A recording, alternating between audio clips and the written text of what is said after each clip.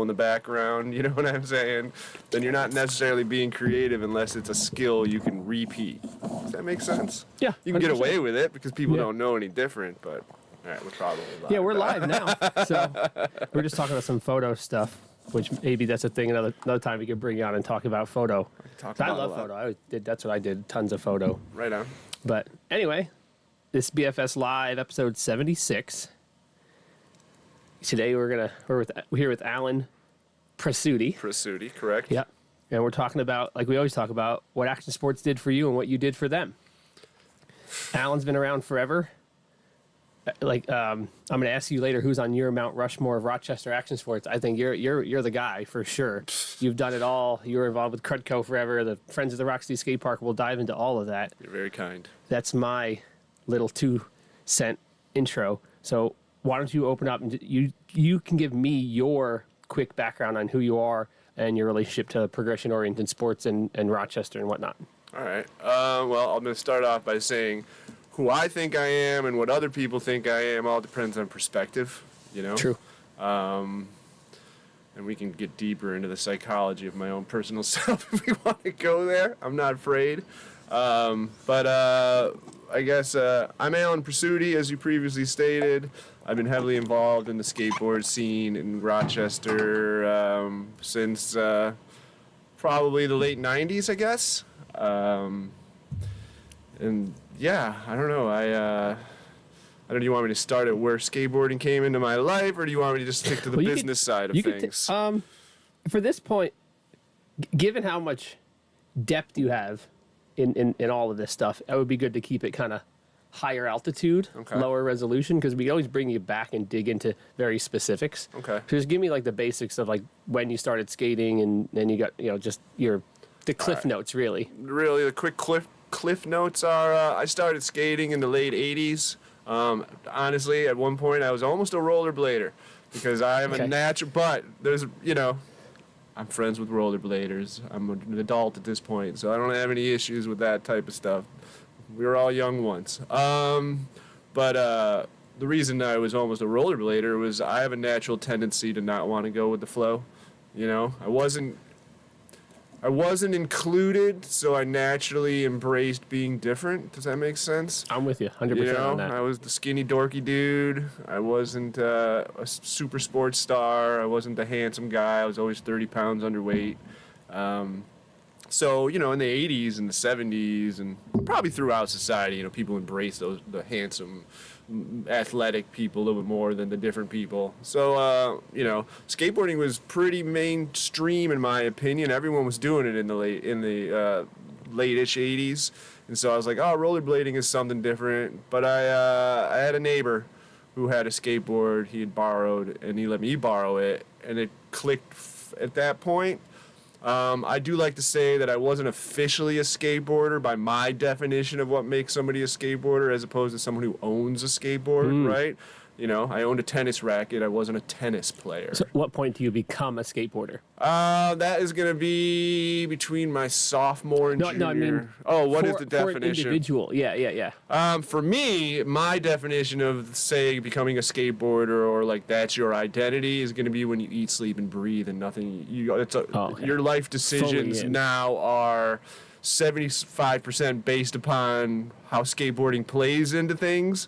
Yes. As opposed to the 25% of whatever else plays into how you make decisions, right? So there'd be one thing, there'd be like, I own a skateboard, I skateboard, then at the top it's I am a skateboarder. Correct. Okay, that makes sense. Yeah, okay, good. Once it became my identity, right? That's how I was making decisions on my friend group, my style, I guess, fashion, right? I mean, it's part of it. What I was doing with my free time, what I was thinking about when I was doing things that I wasn't enjoying. You're at work at 17, or 16, I worked at Payless Shoes. If anyone, I'm old, or Endicott Johnson. Oh my gosh. So when you're at work and you're miserable, what are you thinking about? I'm thinking about skateboarding. I mean, that to me is a sign of... that makes you a skateboarder. Right, to me. So 80s and the 90s. So I graduated high school in 93, so probably around, which is crazy to think that I was in high school. I didn't realize you were that much older than me. Yeah, so That's I'm crazy. 50 right now. That's crazy. Yeah, 50 and a half. So in the 90s, my life took an unexpected direction change when my father passed when I was 17. And, I'm assuming there's some psychological thing going on where I was searching for a direction, an outlet as a young teenager. And skateboarding and the group of skateboarders accepted me, I guess. Did you have siblings? I do have siblings. How many? I am the third of four, so I have an older... So you youngest. No, I'm the third of four. So. Oh, wow. Yeah, I'm bad at math. Okay. No, it's okay. Oh, wow. How old was the oldest for you? My older sister, I think she's about 6 years older than me, and then my brother's about 5. Because that plays a big role. Like when something like your father passes away, who's like the oldest and what familial structure around you really dictates how you get to handle that. Right. Like when my father passed, like I had to deal with everything because I was the one that had my stuff together to some degree. Yeah, no, So I was just trying to get a little context of where you were in the big picture. No, that is true, and I see that because it is a joke in our family that we pass the buck to when in uncomfortable situations, family-wise, it's always like, oh, my older sister's the oldest. And, she, we always joke, like, you're going to take care of this. I'm going to hide over here as one of the young. Yeah, pretty much. You're the adult, and we're going to be the kids, She's the co-organizer of holidays, or if there's other, we put her out, we hide behind her. Okay.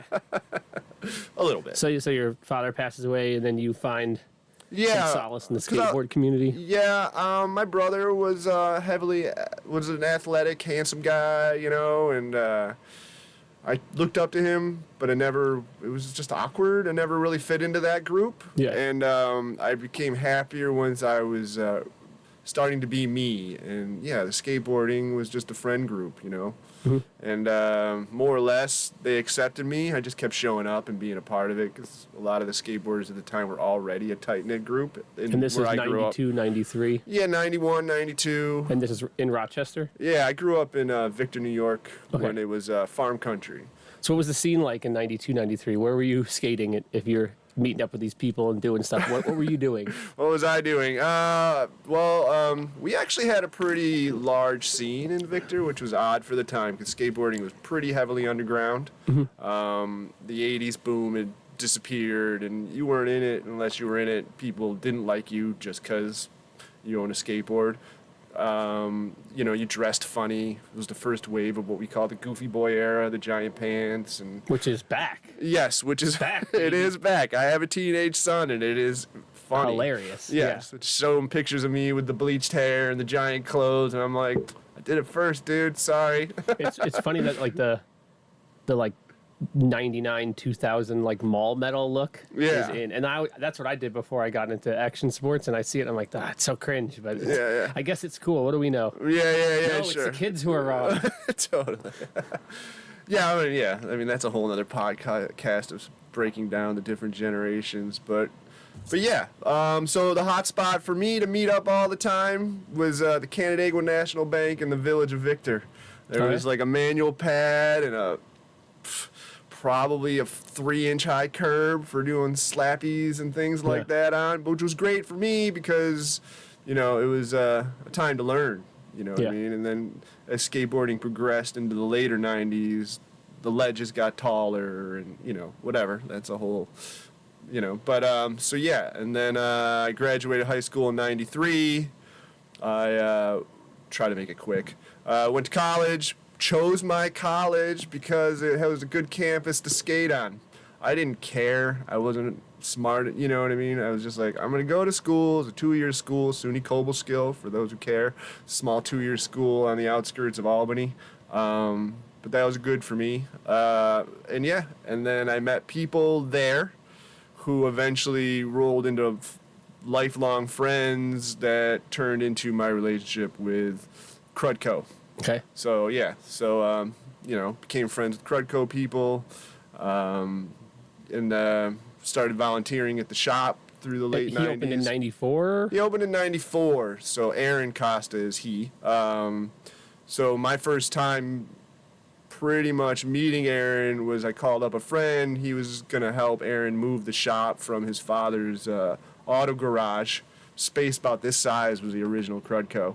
And it was like trunk load of product and a clothing rack, and we moved over to the infamous Howell Street location, and I helped with that. And then I went back to college because it was a break. It wasn't after I graduated, it was like a break. So I went back to college, graduated in 96, and started volunteering at the shop. That's how that works.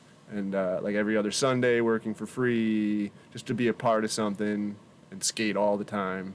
And then, yeah, you know, I was working for the YMCA for a number of years. I have a background in youth programming, after school and before school programs through the Y. I wrote some teen summer camp programs, and that's probably shows through kind of my approach Yeah. on how I did things using Krudco as a platform. And you were involved with Krudco for quite a while, right? Yeah. And you still are, right? Yes. To some degree, right? Well, things have. There's been some recent changes. You know, we'll skip to the end, I guess, for that real quick. I am now co-owner of Krudco, for better or for worse. Okay. You know, how new of a development is that? the paperwork was official as of the begining of this year, so a month. I mean, But I've been dipping my been like the toe owner, back yeah. into it a little bit for the last year, you know. Okay. Yeah, you know, it goes back to... That's really cool. Breaking news here. Dun, dun, dun. You heard it here, folks. Heard it here first, folks. That's right. That's cool. Yeah. So, yeah. 2000... Let's see. So, in the spring of 2000, I moved to New York. I was living in the Bronx for a while. Aaron needed help with the shop because things were growing, and someone suggested me. He called me up.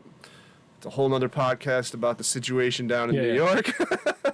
But we negotiated, and I moved back up. And so by fall of 2000, it was on.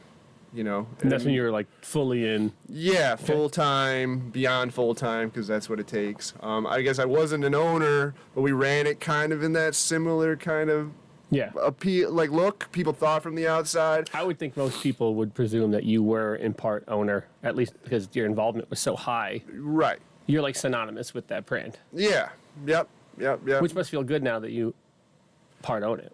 Yeah, you know, Krudco stirs all kinds of emotions and thoughts and feelings. It's been around for a long opinions. time. Yeah. When you are around for that long time, you're gonna, you know, break some eggs. You're gonna make mistakes. Oh, I know. You're gonna learn. You can't make everybody happy. People have opinions from their perspective.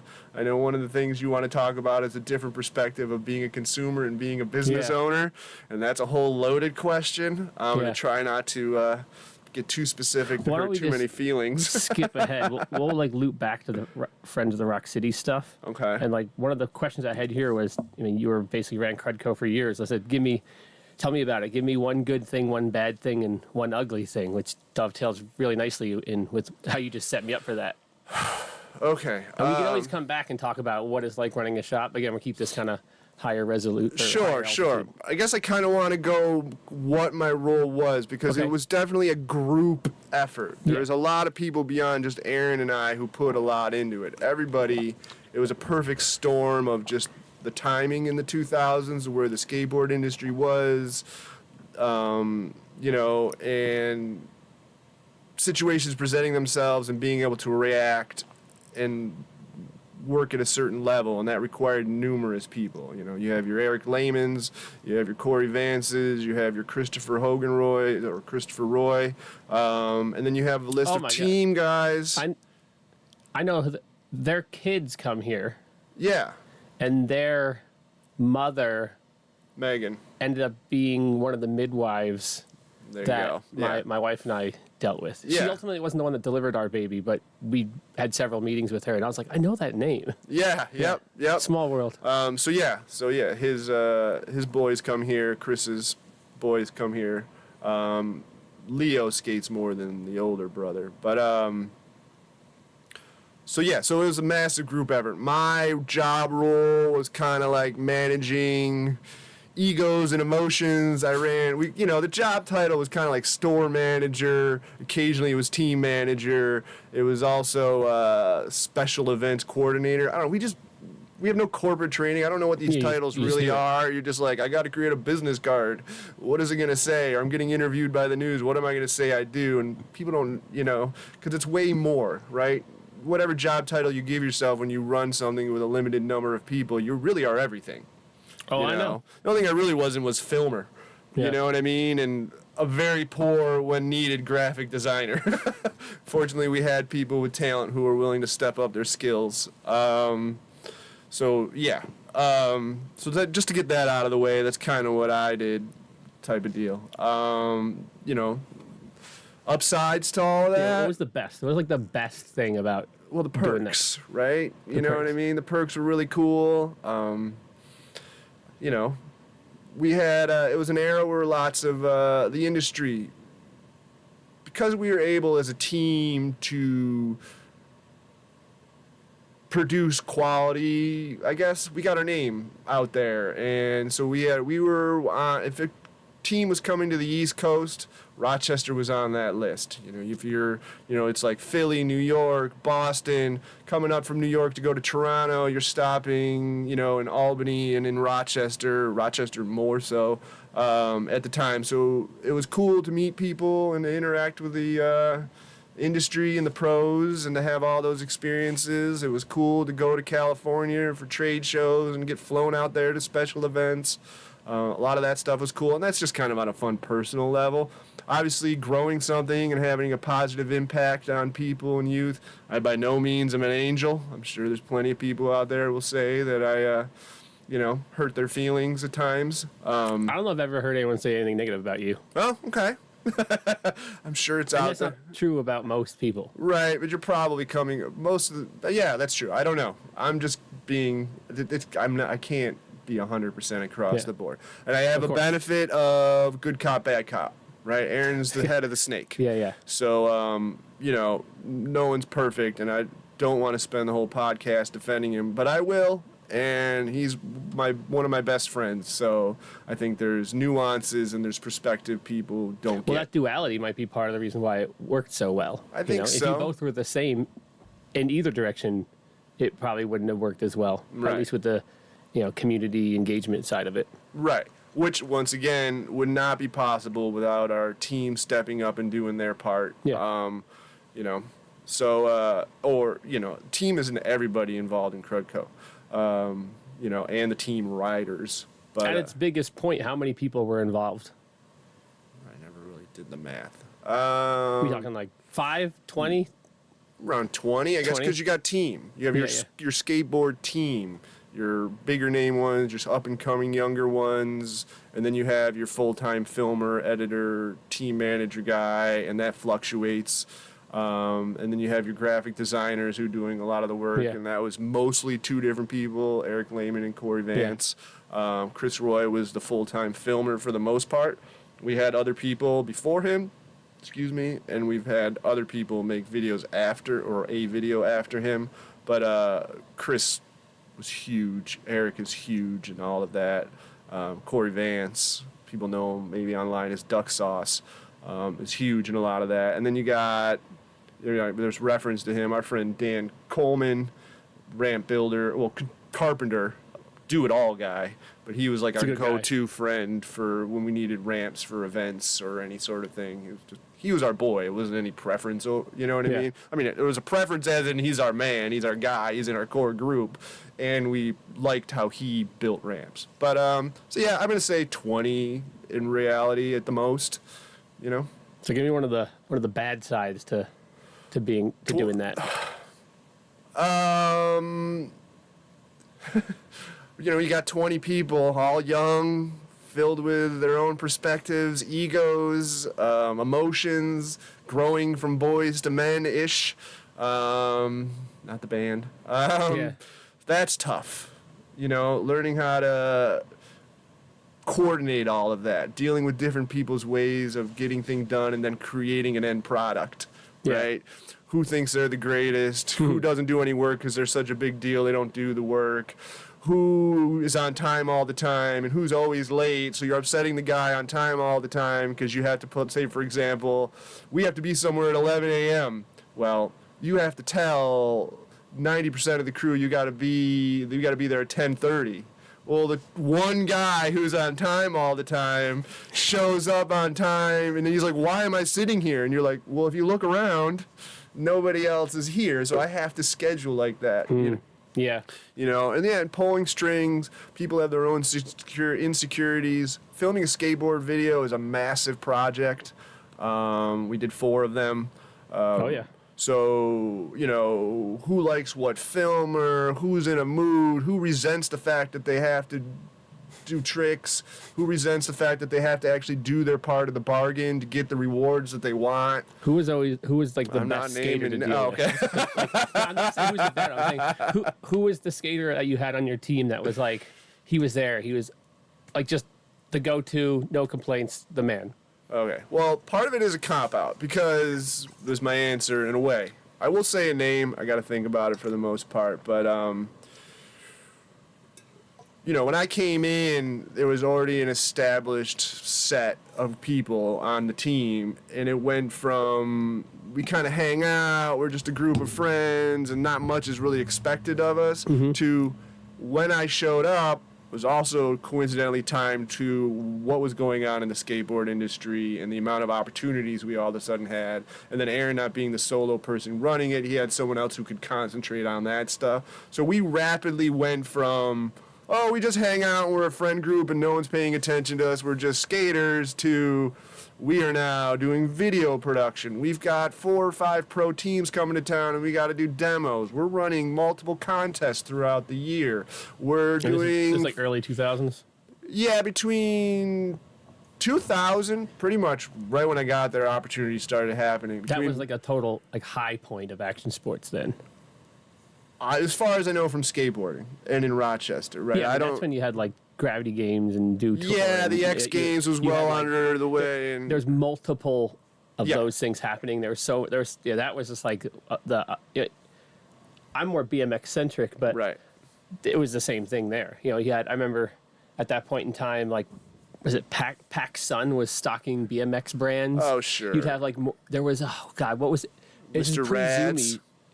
There was a place called Blades, Mr. Boards, and Skates. It was in our mall. It was in your mall? Where'd you grow up, in Jersey? It's in Jersey, Yeah, that was more down there because I know in New York City there's a lot of them. It's crazy. Now Right. you wouldn't see that. Yeah.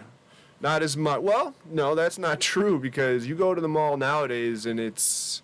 I don't even want to advertise these companies, but there's like 6 places that carry skate-related stuff. Oh, well, yeah, some of the people already know about it, yeah. so I guess I'm not keeping it a secret. I just don't like to promote. But you know, are those skate brands still like really skate brands though? well, it's a different generation of kids who have a different perspective and what they care about and what they see as who you support, right? It's not necessarily their fault. They're just growing up in a world where this is provided for them. It's a lot easier to go to the mall when you're, you know what I mean? Let's say, well, ladies skate now too, but you're bringing a sibling to go to some sort of one kind of store, and then these other stores are there, right? So it's convenience factor, you know, and, you know, but, yeah. So it was just it was a sweet point in the time where there was lots of money in the skate industry. The industry wasn't as oversaturated. There weren't as many resources to get product. That definitely helped. You know, like around Rochester, you either came to Krudco or you went to Hardpacked for the most part. And then it started to grow. Do you guys ever have beef with Hardpack? A little bit? Yes and no. You know what I mean? More of that was perceived by the Klinger honors than it was by the actual people involved. There was a very limited number, and there still is, of who eats, sleeps, and breathes skateboarding, right? True. So, and while we did go through, as has been discussed in earlier podcasts, you've had people, there were a lot of indoor skateboard parks, but there weren't a lot at once. Right? Yeah. There was always like 1, 2 max for a brief period, that type of option. So what happens in the winter, you're just like, oh, hey, like, what are you going to, it's like, we don't really fist fight. It wasn't, you know, Sharks and the Jets. But there was a little bit, there was jealousies. But at the same time, that was also great for business for both of us, right? and I'll stand by to this day. Crud's the real one. Well, skater own and run, right? Yeah. So if you're gonna just break it down only to that, Krudco is skateboarder owned and run, like real deal, still to this day. Aaron's still there. People still see him at the downtown park. That speaks volumes, you know. Right. There are bike companies that may or may not be in Rochester that claim to be rider owned. Right. That, you know, you touch a bike 3 times a year. I don't know if you could really say you're rider owned. Right, which, you know, I've had moments over the last few years where it's come close to that, but I'm still a skateboarder. Yeah, so the downsides are going to be dealing with emotions and egos, dealing with people who don't understand how business works, how someone has to make decisions to keep the business alive that benefits the most and themselves, because that's part of it, right? You know, there's the delusion of you're not allowed to run a business so you can feed your own family or provide for your own life. But you got to make tough decisions, and someone's going to get upset. People do presume that, like, business owners make a lot of money. Yeah. And it's like a lot of people talk shit on me and what I'm doing, and I totally get it. But if you knew how much I work and how little money I make, right, and how I have to divide my time up, it all makes a lot more sense. Yeah. It's just, you know, I brought home like 12 grand this year. Yeah. It's crazy.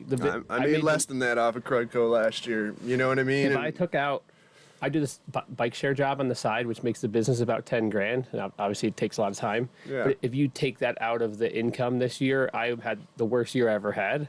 And if you take out the fact that I'm running the bike shop in the winter, like I'm like really down there. Yeah. And I managed to have the business, my taxes, my profits were $800 into the black, which is pretty good. Yeah. All things considered, but right, it came at the cost of, I brought home 12 grand. Right. I guess you got to learn the reward is being fortunate.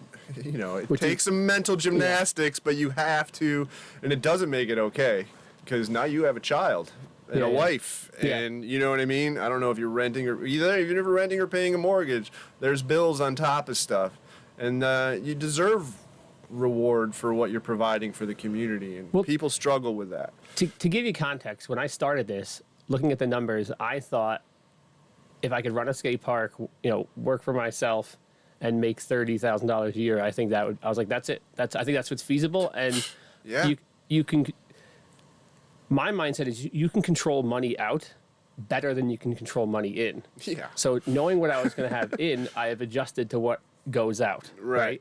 And that's only in a very one of my adult years. Version. A lot of people can't do that. No, they can't at all.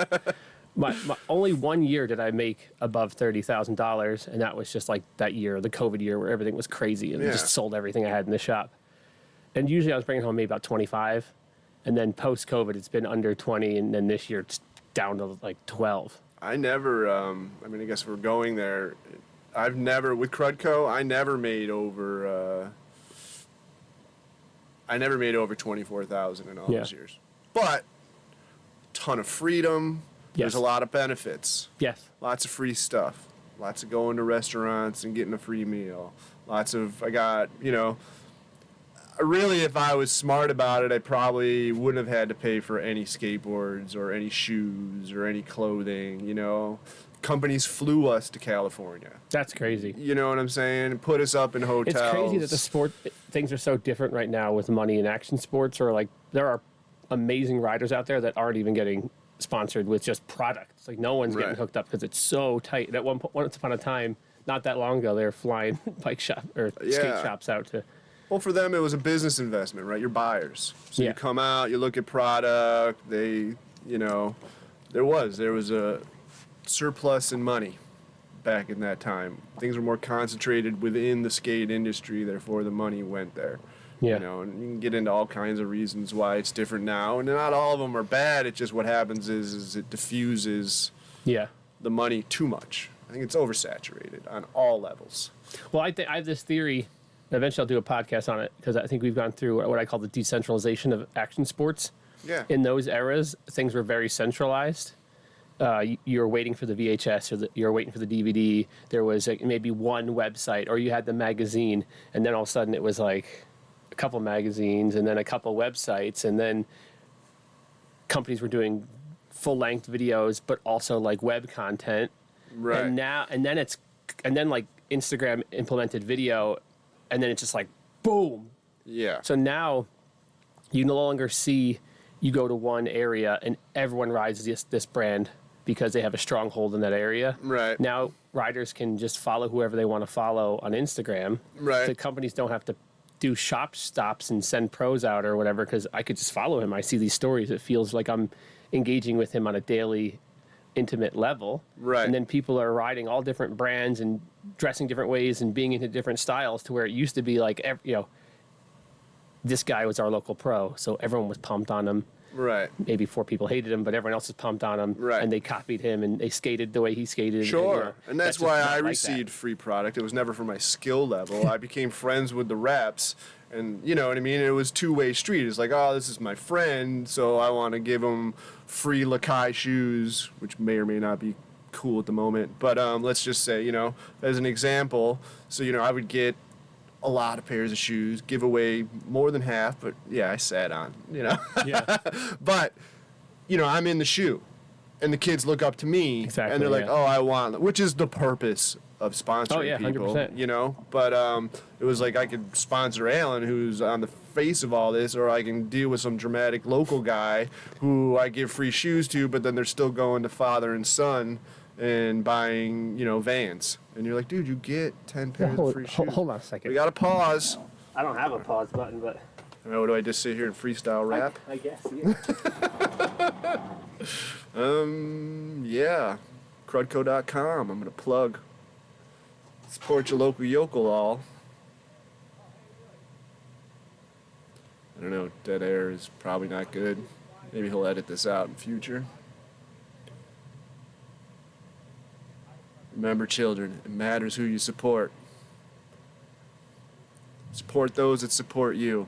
I would prefer you supported Krudco, but I understand can't carry every product on the market, but you should prioritize local, people who build your scene, then work your way from there.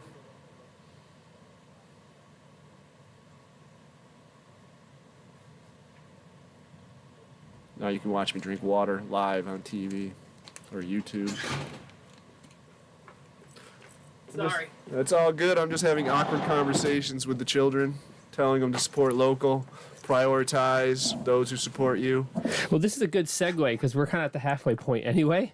That was Duke Galaxy, Oh, yeah. and so I'm hosting this big.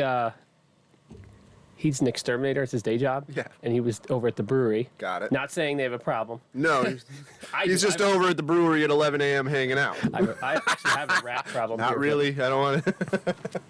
but- So I'm doing this big event March 8th called Wrench Fest. Okay. It's like an all day. I've never done an event like this. I always do like these little micro events where it's like just a spine mini jam. So like, I get because it. a lot of times you'd say, oh, I'm having a big contest, and then all these other people won't show up because like, I'm not going to go today. It's going to be crazy. Right. So I always do like micro events. This is my first one where I'm going big, Yeah. but it's actually more like a bunch of small ones. It's literally all day. The morning is beginner oriented. Free pancake breakfast, free bagels from Fox's, Nice. Tree Town Cafe, which is over on Penfield Road. Yeah. They have a little coffee trailer, so they got a coffee trailer parked out front for drinks. Free for kids, balance bike, obstacle course. Stella Skates is going to do a girl skate clinic. Sick. Then midday, I have the Endy Brothers playing music. Okay. Do you know them? They skate. They do the Canal Side Skate Jam. Oh, yes, yeah. Great dudes. They Yeah. do acoustic duo. Okay. Vocal harmonies. One plays acoustic, one plays electric, little solos. They kind of do this like, they try to. What they said is they try to work as many vocal harmonies and solos into all these classic songs. They play breweries and whatnot. Okay. So they're going to play at 1. Duke is in a surf rock band. Yeah. His They're surf awesome. rock band is going to play after them. That's cool. During that midday time, I'm going to have vendors here. I've reached out to some people, set up a table, show your stuff and whatnot. 2 o'clock is a jam on the bike jump line. 3 o'clock is a mini skate jam. I think 3 o'clock is the scooter spine mini jam. 4 o'clock is the mini skate jam. 5 o'clock is a BMX rail jam.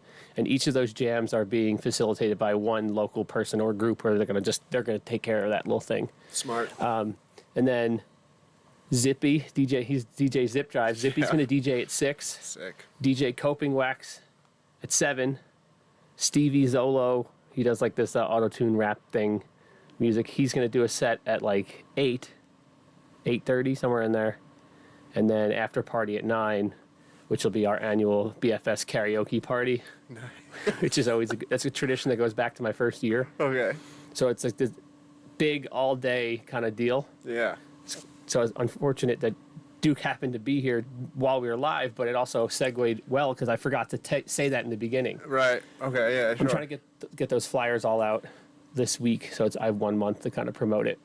But it should be a good time. Yeah, I think 1 month is good because people, well, unless you consistently are promoting it. I find if you promote it too early, people forget. They're not really planning. You get 2 weeks out, I think people are a little bit more, Yeah. because it's just more immediate, and then they can, I don't know. That's what I found. So yeah, you just kind of, like, you want to get it out there. And we have an event we're working on, not similar in a way that it will have free pancakes, actually. Yeah, I saw that. Yeah, flat bars. Friends, flat bars, and flapjacks. Pancakes, but it doesn't rhyme with flat bars and friends as well. Well, I did that mountain bike event called Flapjacks and Hot Laps. Oh, yes. Yeah, I do recall we seeing actually that got on the sponsored by internet. Kodiak Cakes. It was pretty cool. Oh, and nice. That's a good idea. Menden something maple syrup. Nice. It's pretty cool. That's cool. That's cool. Yeah, we're just, we're kind of starting grassroots again and rebuilding and, a lot of that right now. Maybe I can get both of you guys on at some point to talk about this seeming new chapter of the Krudco story. That'd be cool. Sure. That would be cool. Yeah, I mean, there's multiple podcasts that can be done between Aaron that's what and I'm trying I. to keep it kind of like It's hard because it is a lot. higher altitude because we can always bring you. I'm trying to do these once a week Okay. forever, so there'll be plenty of opportunities. Sure. Yeah, and everything is layered, right? Like, I can easily talk about all the events Yeah. that I hosted and what it takes to organize. I mean, you already know this, but for the public, you know what I mean? And how I came to what I do and blah, blah, blah, blah, blah. Yeah, I'm sure another one just to go over the Rock City Skatepark history would be really good. Yeah. Especially just have that, like a 1 or 2 hour. We're gonna give you the whole story from the beginning to the end, and then you I could, got stories. for sure. So we're gonna go to our halfway point segment. Okay. I was calling it halftime, but I feel like using We traditional. are going to touch on the RCP, though, I guess, for right? A little sure, bit yeah. at some point. Okay. Yeah, Okay. Go on. yeah. I was gonna call the halftime segment halftime, but I was trying not to use traditional sports lingo in the action It's a sports tough world. one. Right. Midpoint? Yeah, so the halftime thing, I always take we talk about a topic. The guest doesn't know what the topic is. I pick 2 topics that are in the news this week. The first one tends to be more contentious. I'll tell you what it is, and you can say, yeah, I want to talk about it, or you could pass, and we'll talk about the next one. Okay. I'm going to try not to cower away. I like the first one, but the second one I think might actually be better. But the first one, I was going to talk about the Trump tariffs. Ooh, that's a good one. Yeah, I could talk a little bit about that. I do want to start off with, I want to start off with for people, like, you can't necessarily control everything, but you can control how you react to it. True. Right? Freaking out on social media, taking lists of names and putting people in categories and who's still your friend and who's not. My opinion, that is not a mentally healthy way to handle life. I will say when I'm saying we're going to talk about the tariffs, it's like I don't want to talk about Trump or his personality. I want to talk about the idea of implementing the tariff and then the fact that within 24 hours both Mexico and Canada Well, that is 100% right. capitulated. But I think that also does have to do with Trump and why that works.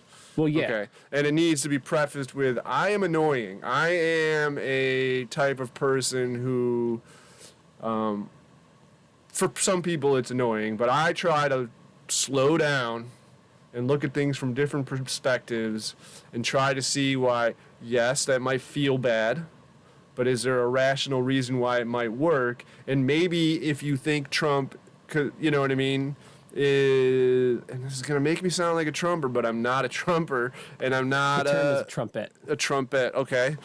You know what I mean? But I'm also not the other side. So people are like, well, you don't stand for anything, then you stand for nothing. Oh, And it's get like, outta here. that's not true. Everything is nuanced, and there are benefits to having a crazy guy in a world that just isn't sweet and innocent and utopian. And there's downsides to it, too, right? But the tariffs, I mean, you already said it. you know, look, the guy's crazy. People don't know what to expect from this guy. He's, you know, but you can also look at it, because I had this conversation with my wife. Hello, wife. You're a wonderful woman. Thank you for supporting me being me. I always get in trouble because I never thank her. But, you know, it's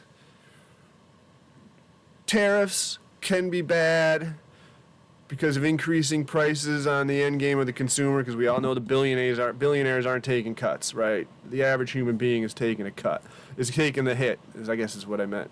But if you look at it from the perspective of we're threatening you with tariffs, it's to bring you to the negotiation table so we can solve certain other issues, right? Yeah. Like you said, the immigration, it's not necessarily anti-immigration for good people, and you can't categorize anybody as one type of person based on very narrow parameters, because that is absolutely inappropriate and not okay. Yeah. People need to use the word some way more often on all teams.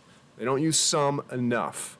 And I'm a firm believer in that. So, yes, some people should be able to come here because of where they live is terrible. And we are still a symbol with all of our bad stuff that we are still a symbol of hope in America, right? So that should be possible.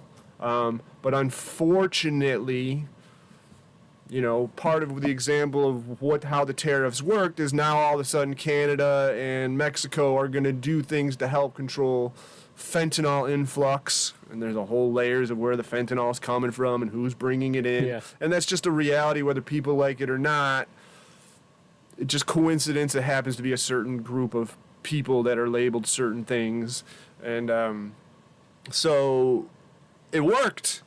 You know what I mean? We're now at the negotiation table, and fentanyl is terrible. You see these people. I was in Venice a couple years ago, Venice Beach. You know, a friend of mine lives out there. Shout out Dan Levy and Juice Magazine.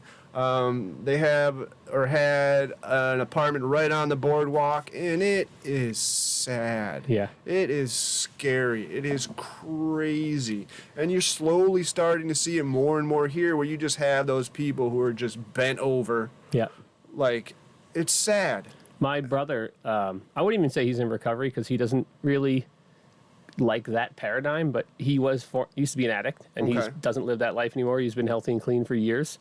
Got a good head in his shoulders. And it's so crazy. He's like, yeah, I wouldn't mind doing heroin again. But, you know, they just don't make it like they used to, you know? It's just dangerous now. Right. Like, that's such a crazy, that's how, he's just very candid about everything. Sure. You'd never hear someone say that, you know? Right. And, the fentanyl stuff's crazy. Like, that's my older brother died of fentanyl as well. Like, so, like, it's, Right. You know, it's affected my life directly.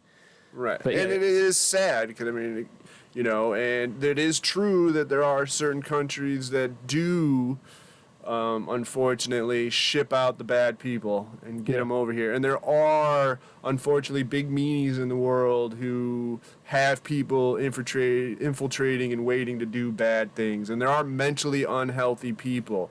Now, you know, what are the factors? Do we need to fix those factors that are causing people to be mentally unwell? 100%.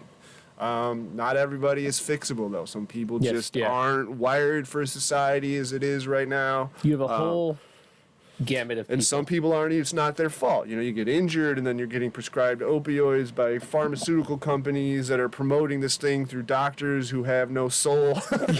You know what I mean? And they're cranking these people out, and next thing you know, you're like, all I did was break my leg in a soccer game, and now I'm addicted to this stuff, you know? So it is hard to have conversations for me with people on any team, which is sad. You put yourself on a team and you're just 100% one way. But I really try, you know. I am a member of the Evil X, which is a cesspool, or Twitter, however you want to call it. But I like seeing both sides. And it's funny when you see one side screaming that the other side is doing this, and the other side is screaming that the others, and they're both doing the same thing, and they're canceling each other out, and no one's coming together and talking and meeting each other. Like, walk outside.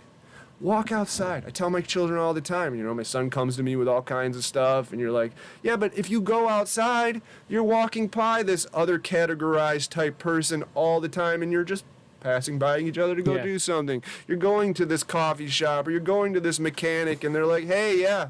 And they're different, and they believe something else. So, like, in reality, face to face, there's a lot more people just like, we're good. We're just trying to function as society, and there's a lot of sad stuff, which is beyond tariffs, but it ties into Trump, and it ties into how they're playing this game. And unfortunately, in the world that we have, it does take doing a little bit of certain things and being a little bit crazy, because it's keeping the other countries guessing, because not everybody is kind. You know what I mean? Wanting things to be lovely and romper room, which dates me by saying romper room, and you know what I mean? The world should be Mr. Rogers, 100%, but it's just not.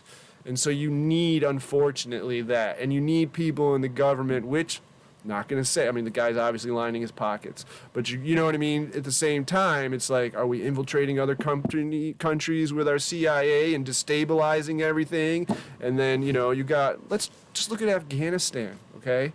You know, you've got country, that whole thing was terrible.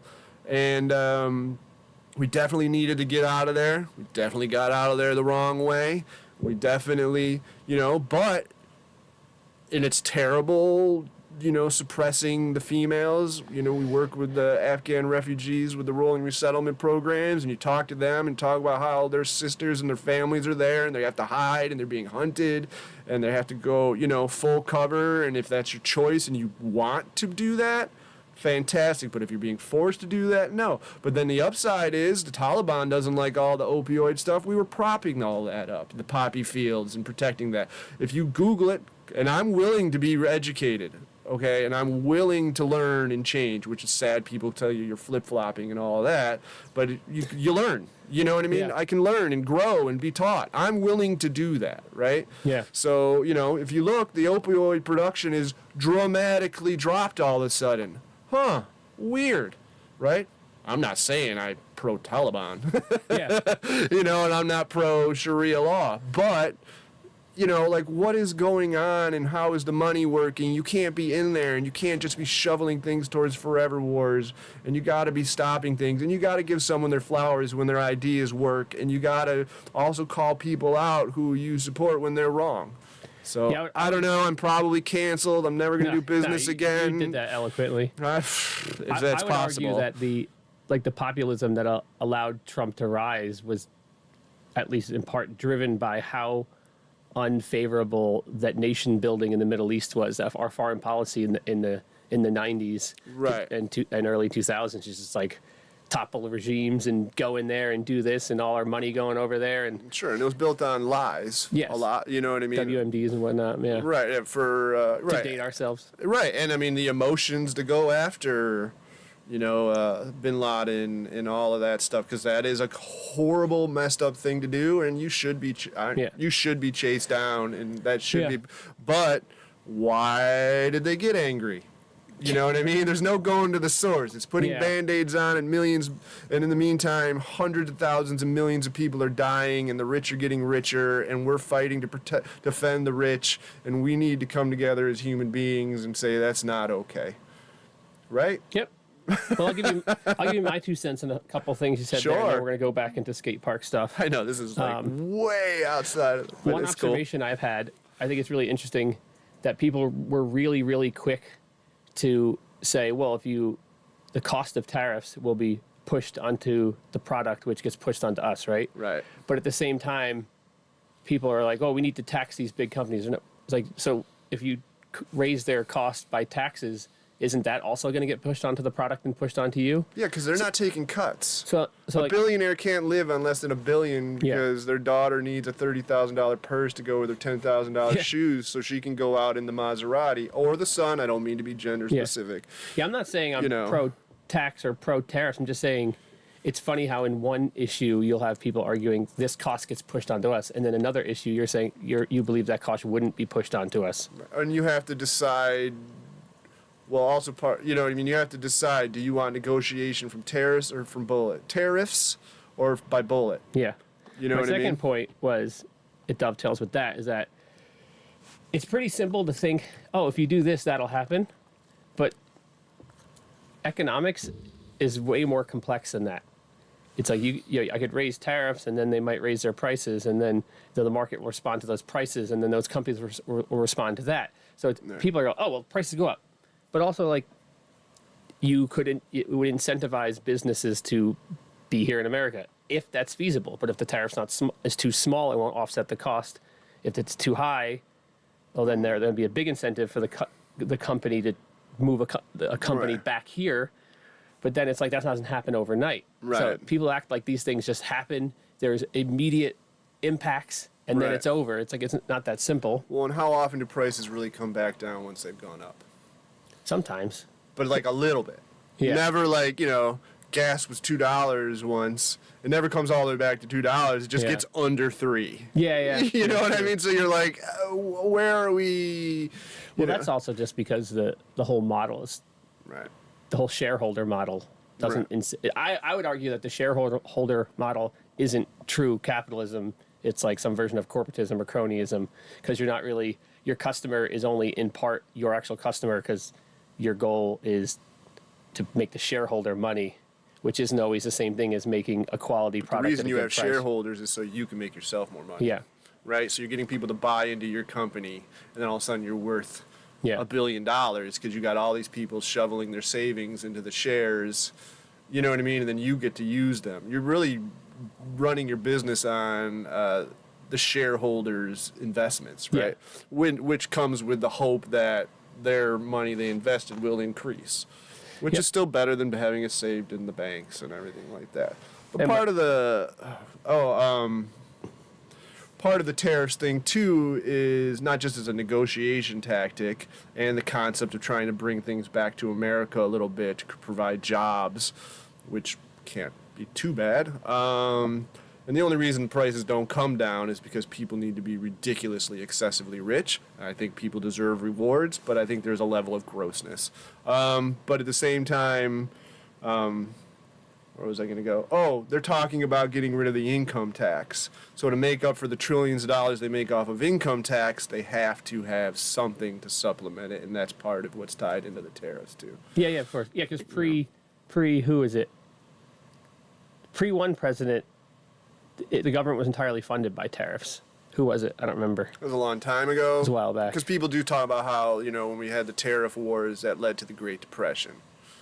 You know what I mean? They tie that into whatever, with that Hoover, and I don't know. I've seen that headline. I haven't delved into that as much because a headline is a headline, and then you read and you're like, oh, wait a minute here. My understanding is the Great Depression was, basically the stock market boom and bust, and then basically the government tried to fix it, and by fixing it, they just made it worse and worse and worse and worse.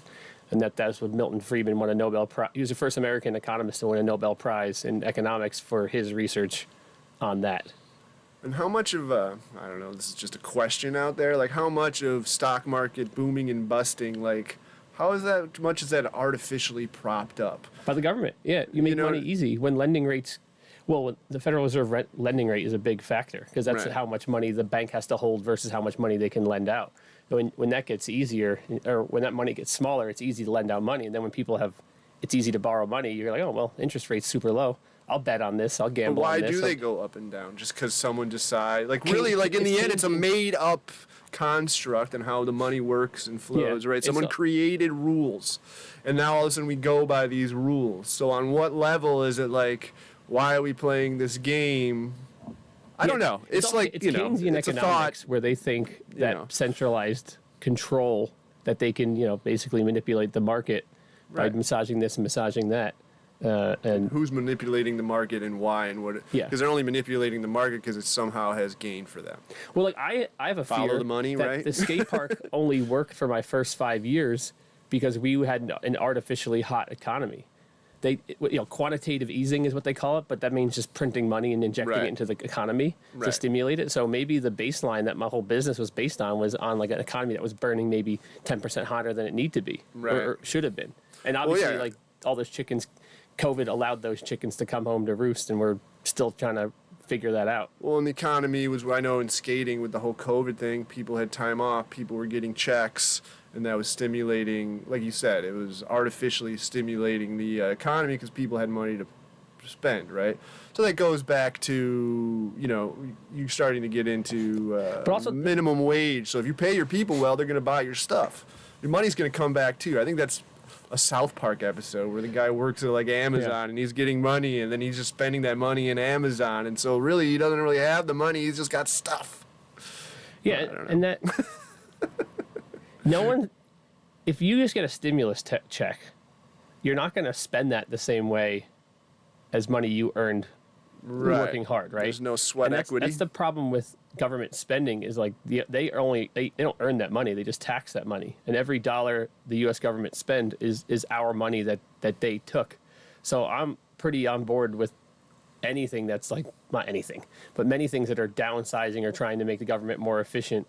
It's like, or I want an itemized tax return.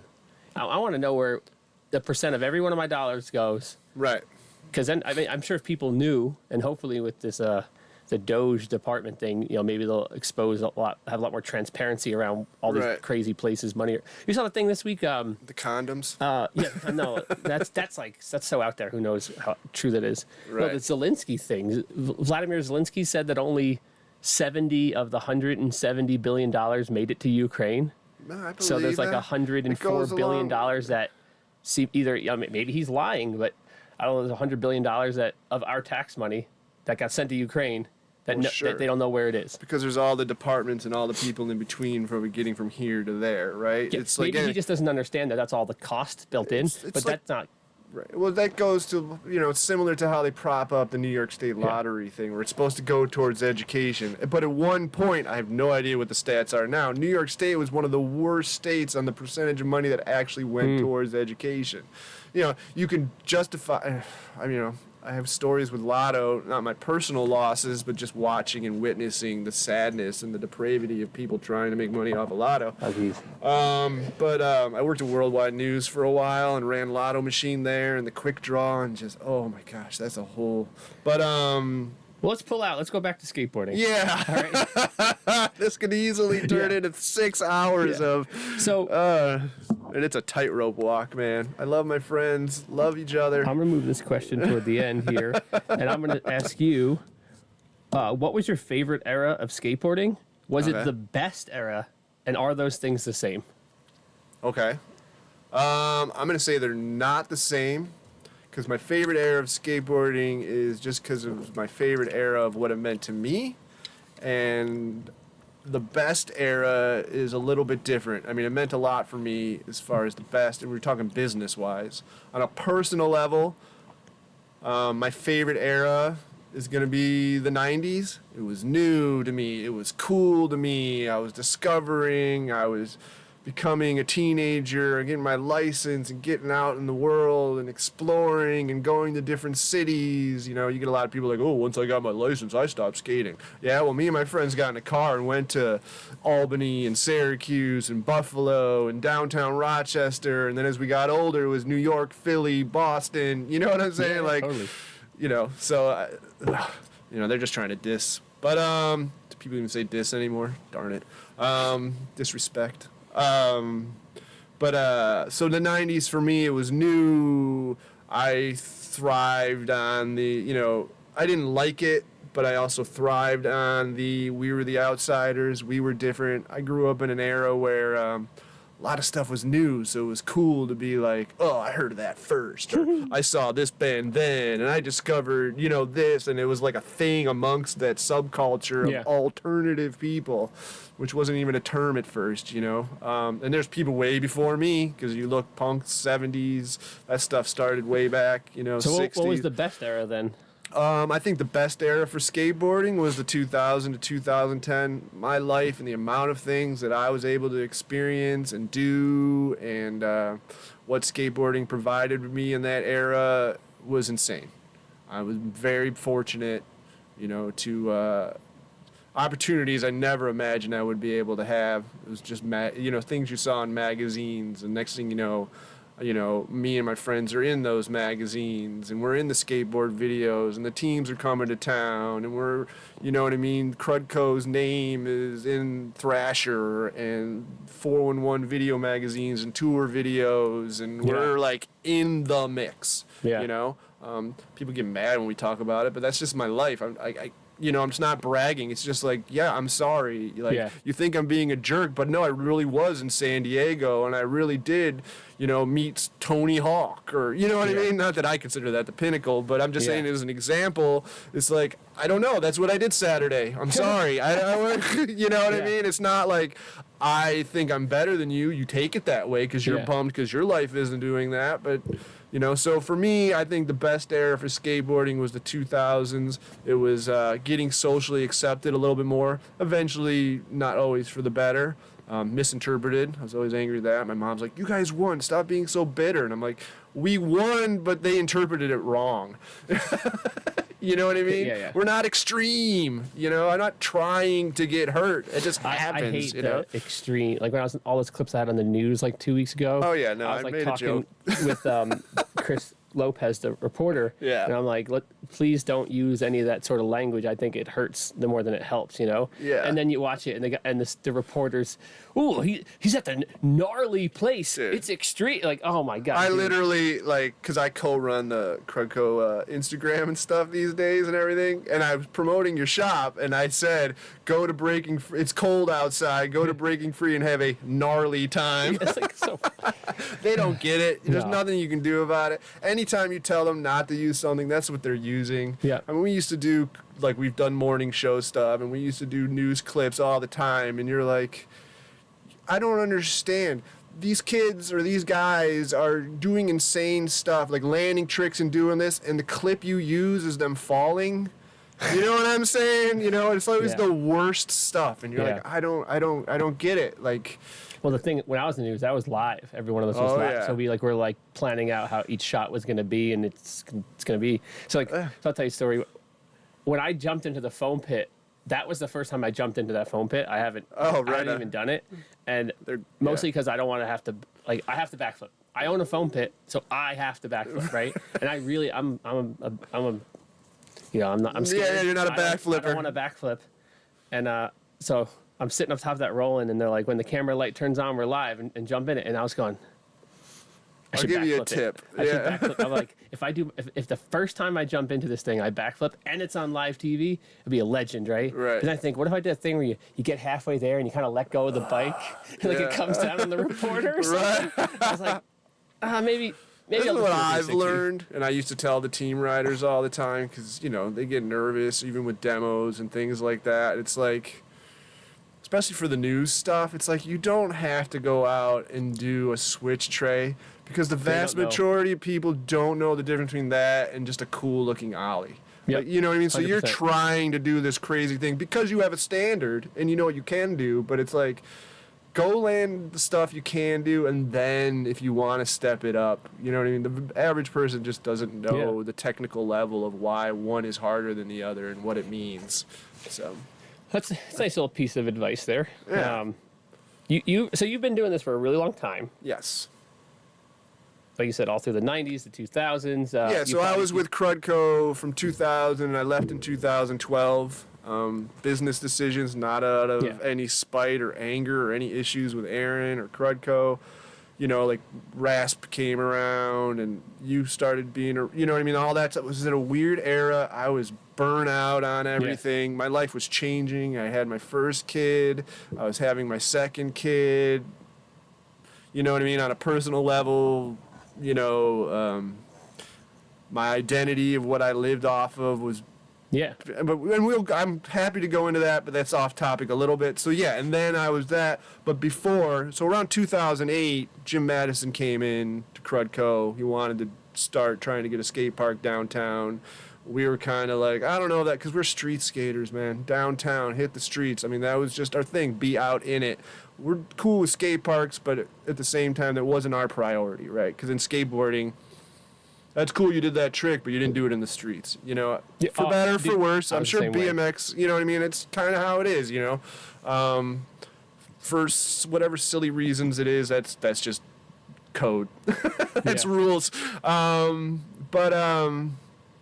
Yeah, so 2008, he came in and we decided, yeah, we'll do this. It'll be good for Rod. They're going to build a park anyway. Someone has to get in there and guide this. You know, Jim was, you know, I think smart enough to come to people he recognizes, people who would know what was up and could take it seriously, you know. And then we built a coalition with Scott Getz and Nate and Arden Zalweg and Aaron and I and Jim. And then it kind of grew from there. And then around 2012 is when we started to officially form as an official group, and we worked to become a nonprofit, blah, blah, blah, which I can get into that too if you want. I guess you do want me to, but... I mean, like I said, we could do a whole nother podcast specifically on that. I got on that board shortly after I moved here, really, I think. And what year was that? Maybe. Well, I've been here for 12 years now, or this May will be 12 years, so I've probably been on that for 10 years. 2013? Because it's 25. Yeah, it's probably somewhere in there, so I probably got on in 14, maybe. Okay, yeah. Because we always wanted it to be a coalition of everybody. Yeah. You know what I mean? I know we didn't know you, you didn't know us, you probably had heard stories, and then there's, you know what I mean? It's like, and it was a weird era where all of what was happening that gave us, like, our reputation was gone. You know what I mean? Yeah. Like, the events, we would do events, and then, like, kids weren't showing up all this stuff. You're like, what is happening? Like, why is it, you know what I mean? And like I said, I was mentally transitioning in my life to, you know, a dad and priority shifts and just fried on the whole skateboarding thing for a while, you know, depression, all that kind of stuff. Oh, yeah. You know, and, but yeah, the skate park and moving forward and, you know. So you did all the years the skate park, or sorry, the skate shop. You did the nonprofit stuff. You done the events. You digressed. You had kids. What's something that you know now that you wish you would have known when you were younger? Like, what's that thing that, or you wish you had realized this sooner, or everything would have been different? You know, like you tell me what is it? What's that thing that would have made everything different, or at least better? I mean, you know. I know you have that. What's the advice you've had and things like that. Looking back, I would have been better at what I do, and it would have made things different if I believed in myself more confident in who I am. You know what I'm saying? And I just told this story to somebody the other day, but at the same time, that was it naivety, being naive, not knowing what was required of me was a huge benefit. Like, Aaron didn't know he would require this out of me when he asked me to be a part of Krud. He didn't hire me like, hey, here's a list of all this stuff that's going to happen in the future, and I need a guy who can negotiate with skate park owners and towns, and cities, and manage emotions and teams and run a shop and, you know, do all the organize things and pull this all together, and also step up if something's not working, not complaining, and just making it happen. If you had listed that out like a LinkedIn job request, I would say, I can't do that. No way. I'm out. But by showing up and this stuff happened, and then just insecurities and anxieties and a not willingness to look stupid, you know, that's with a lot of the motivation. It was like, oh my gosh, Eric Costin's coming to town. I don't want to look like some flunky shop. I'm going to do the best we can to pull this together so when they're here, they're having a good time and they don't just look at it as a bunch of jokers and they just pass through like, oh God, you know? That's how I approached it. Would you say you're more extroverted or introverted? Oof. Forced extrovert? So generally, the paradigm I like to use there is that an extrovert gets kind of amped up, you get charged, you get pumped by being around people and interacting with people. To an introvert, you get burnt on it. I think, you know, because my sign's a Gemini, I would say that I have split personality. What's your So introverted in a lot of ways, which can be misinterpreted, I think, as someone thinking you're a jerk. But it's really shyness and imposter syndrome. But forced extrovert, I like to say, because I'm also willing to step up and someone has to do it. Someone has to pick up that megaphone. Someone has to know how to speak English and talk to the news reporter. Someone has to know, you know what I mean? Someone has to take the reins and make it happen. Once again, if I was told that's what I was going to have to do, I would never have accepted the job. Aaron, as far as he knew, and this isn't anything, you know what I mean? As far as he knew, when he hired someone, he just needed a body in the shop that would help ring up skateboards and put together skateboards. You know what I mean? There was it just worked out that I was somehow able to rise to the challenge. You know, I didn't know I had that in me. It goes back to if I'd believed in myself more, it's possible we could have done even more. And we did a lot. I did a lot of hiding because I was very insecure of my skateboard talents. You know, I was never that, I'm better than somebody who never did, or better than a kid who's been riding for a year, but very rapidly, kids who've been skateboarding for 4 years and are like 13, 14 years old could very potentially, and did often, become a lot more skilled than me. So that was an insecurity on my eyes, and I hid behind these people. It's also very challenging to hone your craft as a rider while doing everything else. Yeah, but I was putting in the time, so I think the sense of that's all I did, dude. Yeah. You know, you know what I mean? It's time put in over time, right? Is going to get you to a certain level. I think my self-confidence held me back quite a bit. It was a lot of, I just can't do that. Or I need to master this skill before I move on to the next one. Where you see other people who are like, they never mastered the kick flip, but they can tray flip. And there's just something in their head where they're just like, all right, that doesn't work. I'm going to move on to this, and I believe that I can do that, right?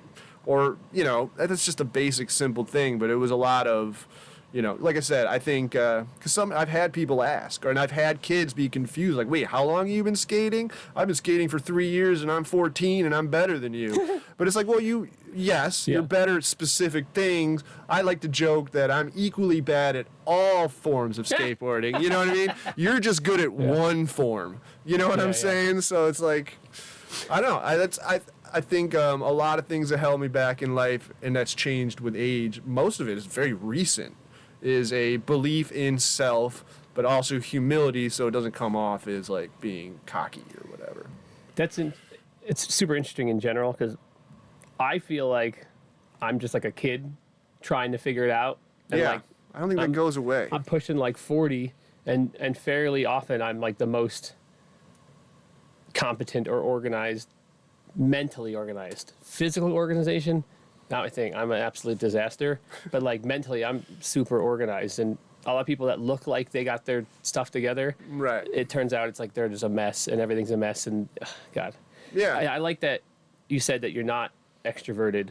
My last guest, Montana Ricky, he's super boisterous. He's an inside sales rep his whole life. You know, he's like just over the top.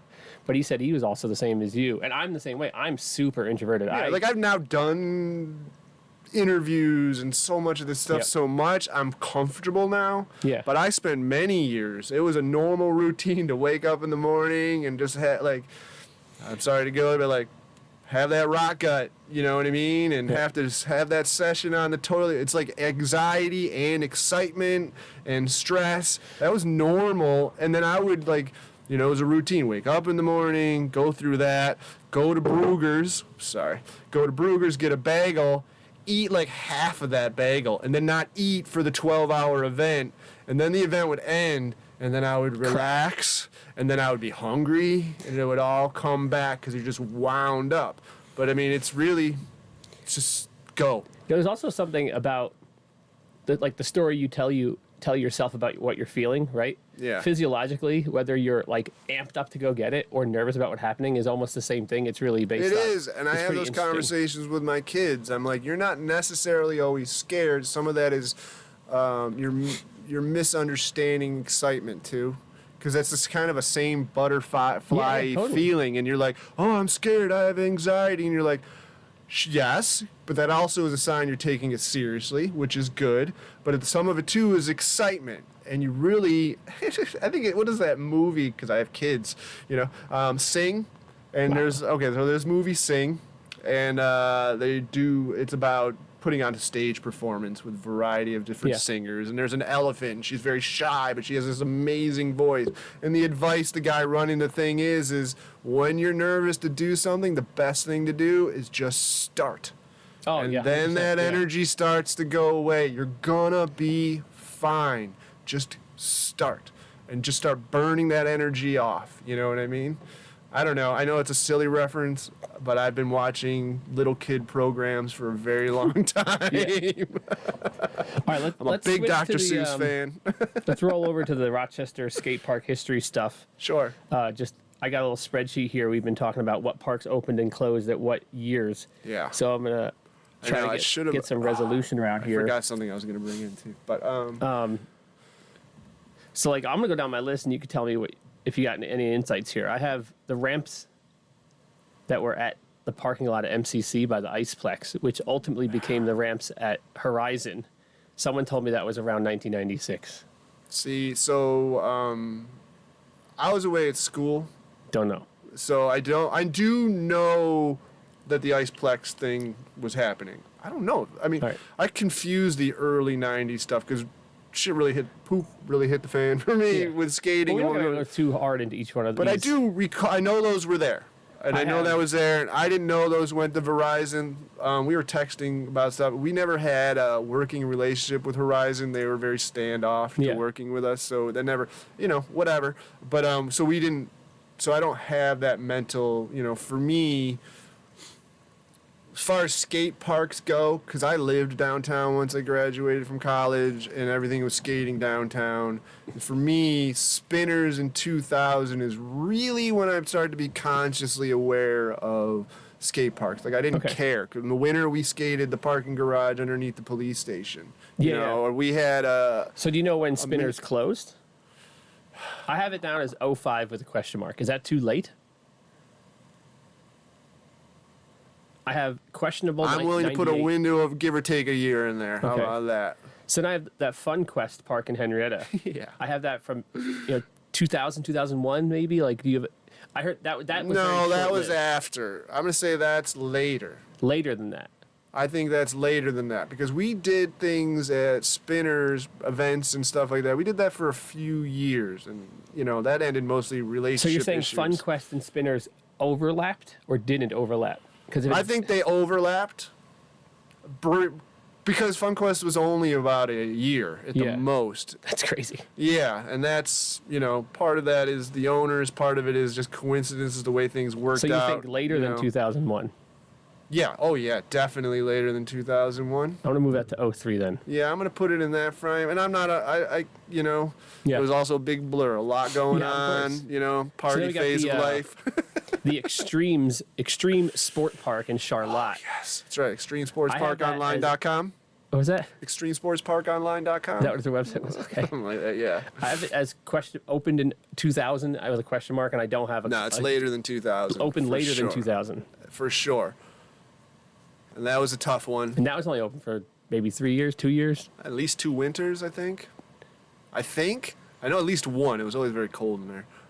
Maybe 01 to 03. Does that sound about right? I mean, the guy's heart was in the right place. It's just...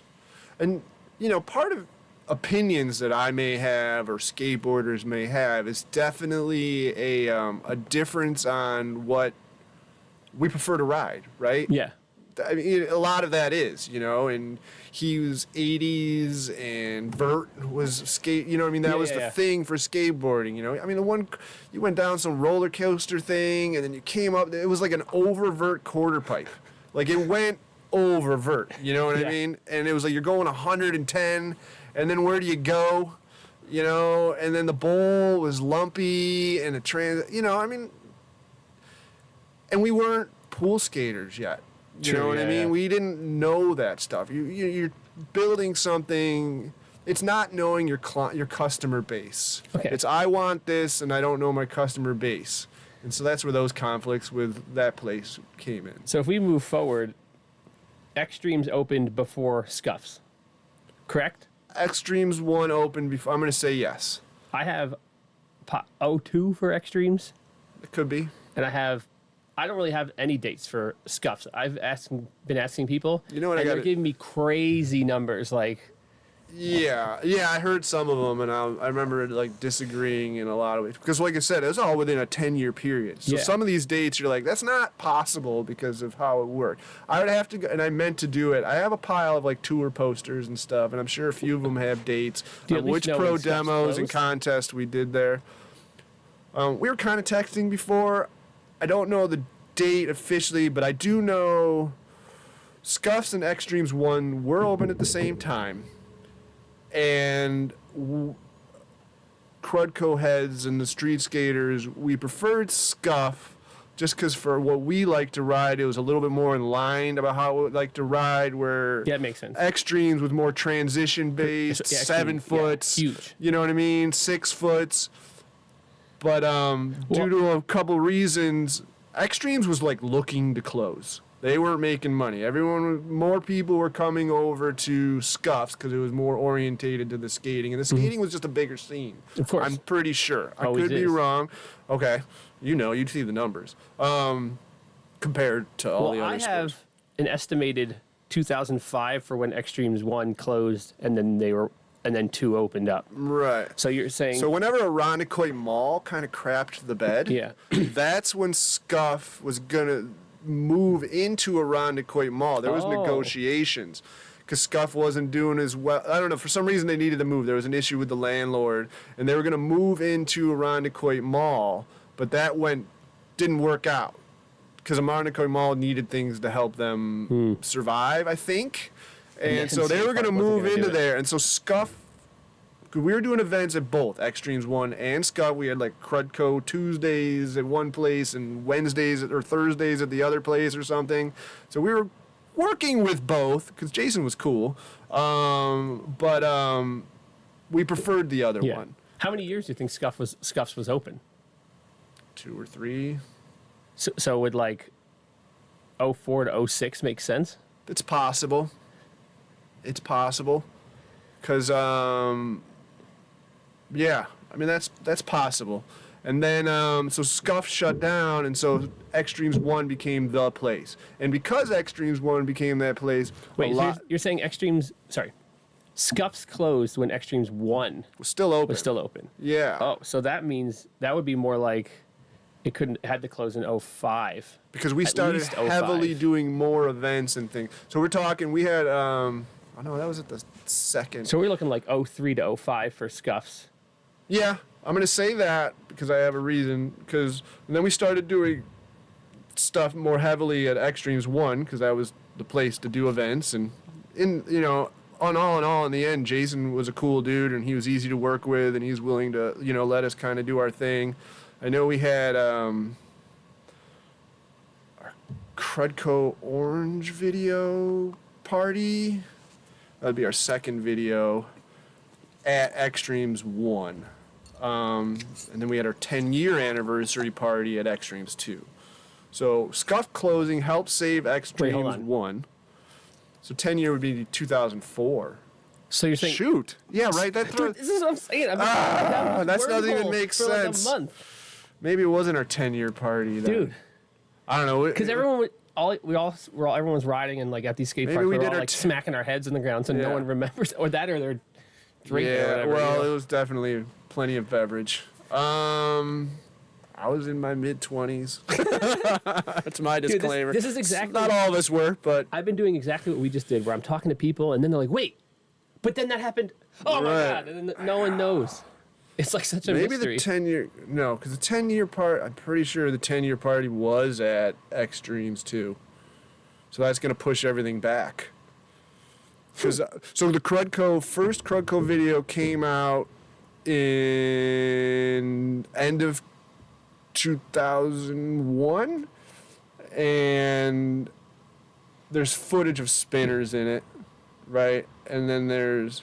Did we have our party at the first Extreme? Oh my gosh. I'm sorry, people. I'm not even helping Yeah, clear this I know, up it's because hilarious. it's all so jammed into one small window. It's so crazy that in the period of like And it is 6 unfortunate. or 7 years, Because some of those parks had good people running them, and it's well, it's just you know, hard. It's like It is hard. basically impossible. Right. Yeah. What's crazy is I've been doing it for 8 years now. Yeah, that's which nuts. means I'm longer than anyone. Yeah. I'm longer than both extremes combined, and it's like, at a certain point, I might, if I get there, I'll be longer than all the other ones combined, which would be really crazy. I even tried to research some of this stuff so I'd be more prepared when I came here, but I'm trying to think, you know. It's I like it though. It's like cute. It's quaint. It's like this could only happen given it's pre like real internet social media time. If this all happened in the 2020s and we're talking about the 2030s, it'd be so easy to go back and look it up. Maybe the 10-year party was at Extremes one. I know we threw like a bash for some reason there, and I have a picture of someone doing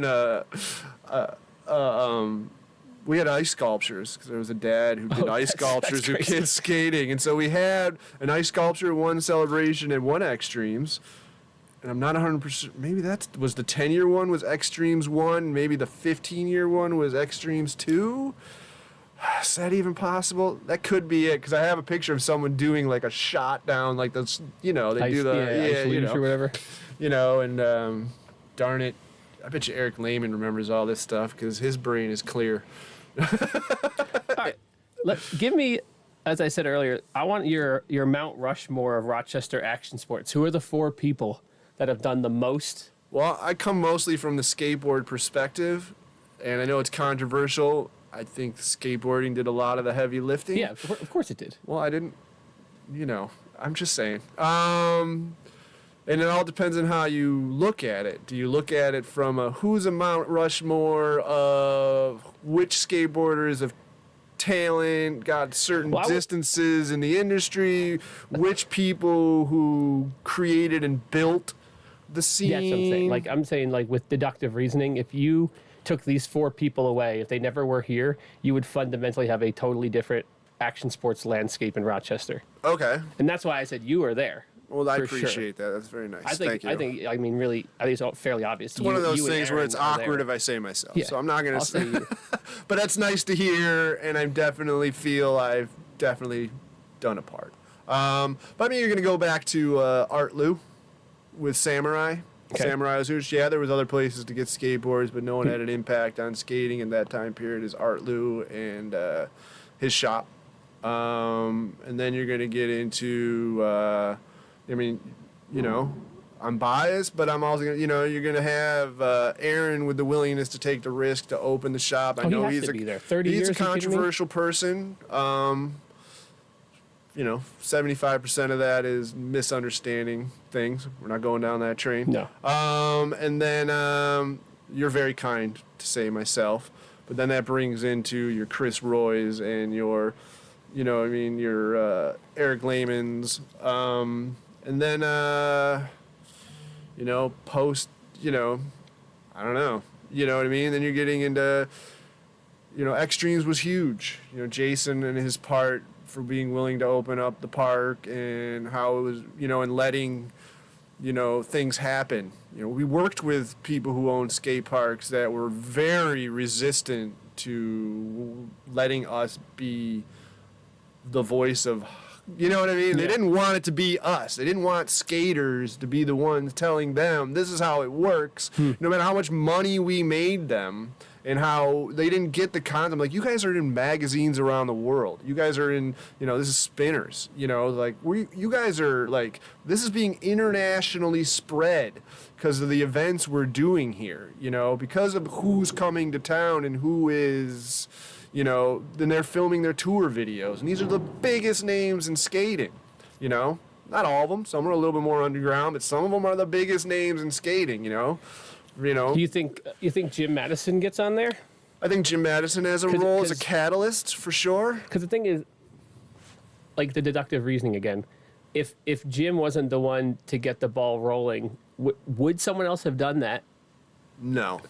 And then because I know we wouldn't have done it if he didn't come in, because it wasn't on our radar to try to do that. And that park, you know what I mean, for as much as, let's say, I did, I'm always, you know what I mean, going to back it up saying, because I'm the one at the park. I'm the skateboarder. I was the face and he did interviews and stuff too. But some people are like, oh, everyone acts like you're the one who did it. And it's like, I did a lot. Yeah. And I'm going to say I did a lot. Well, but I also was like the one comfortable in front of the camera. You were so the I'm going to get the face. credit. Right. I'm going to get credit. But I am 100% Jim Madison. That dude grinded, and he did the adult stuff. Yeah, you don't see the emails. He made us look like respectable adult. Oh my god! And the hours with the proposals and then the whole idea where the stuff, Yeah. because under the bridge is state, then that has to go to DOT and then back to us and then back to the city and then back Right. to like no one sees that. I'm just the dummy who just Yeah. showed up at all the meetings. I mean, And I think the say it that downtown way. park is huge Yeah. because I believe in an Orwellian sense, the other municipalities around here didn't have the understanding. They didn't have the language of what like a skate park really was. Yes. And now that you can go, these people from Parrington can go down and they go, Right. wow, look at this. Like the flowers cut into the rail. Like it's nice. There's places to sit. It looks like it belongs here. It looks kind of like art. Yeah. And then it's like, oh, well, we could build something like, oh, wow. Look. And then now it's Right. Greece is going to open. Irondequoit's building Definitely one. was the first domino, and that was part of the pressure, and that's part of why it took so long. Yep. Besides numerous other reasons, but a big part of it is I wasn't willing to settle.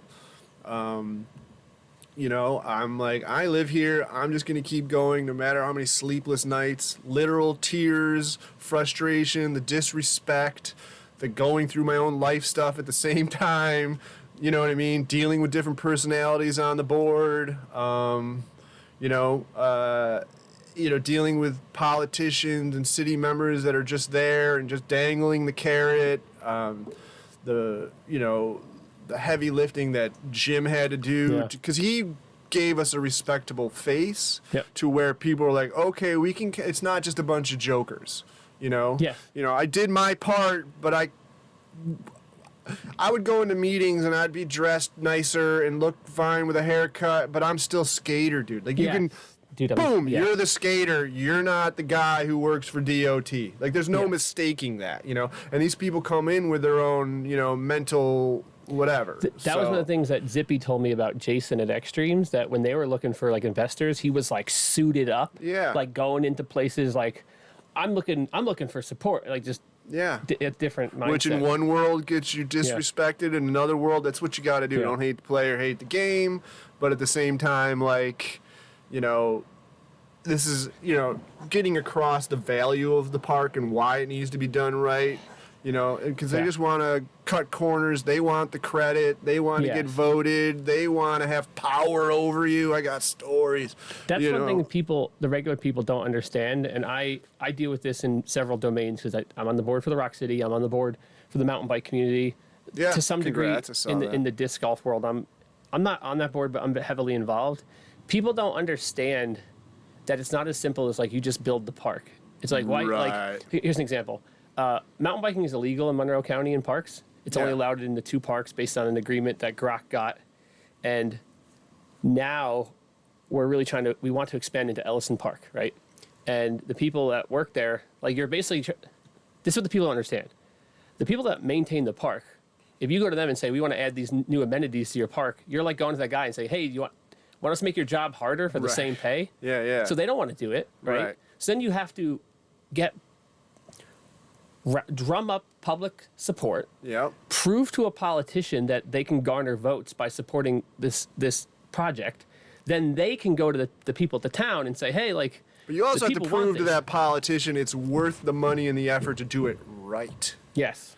That is huge. Yes. And then you also have to dispel, some of them are deserved, but opinions of what the user is like.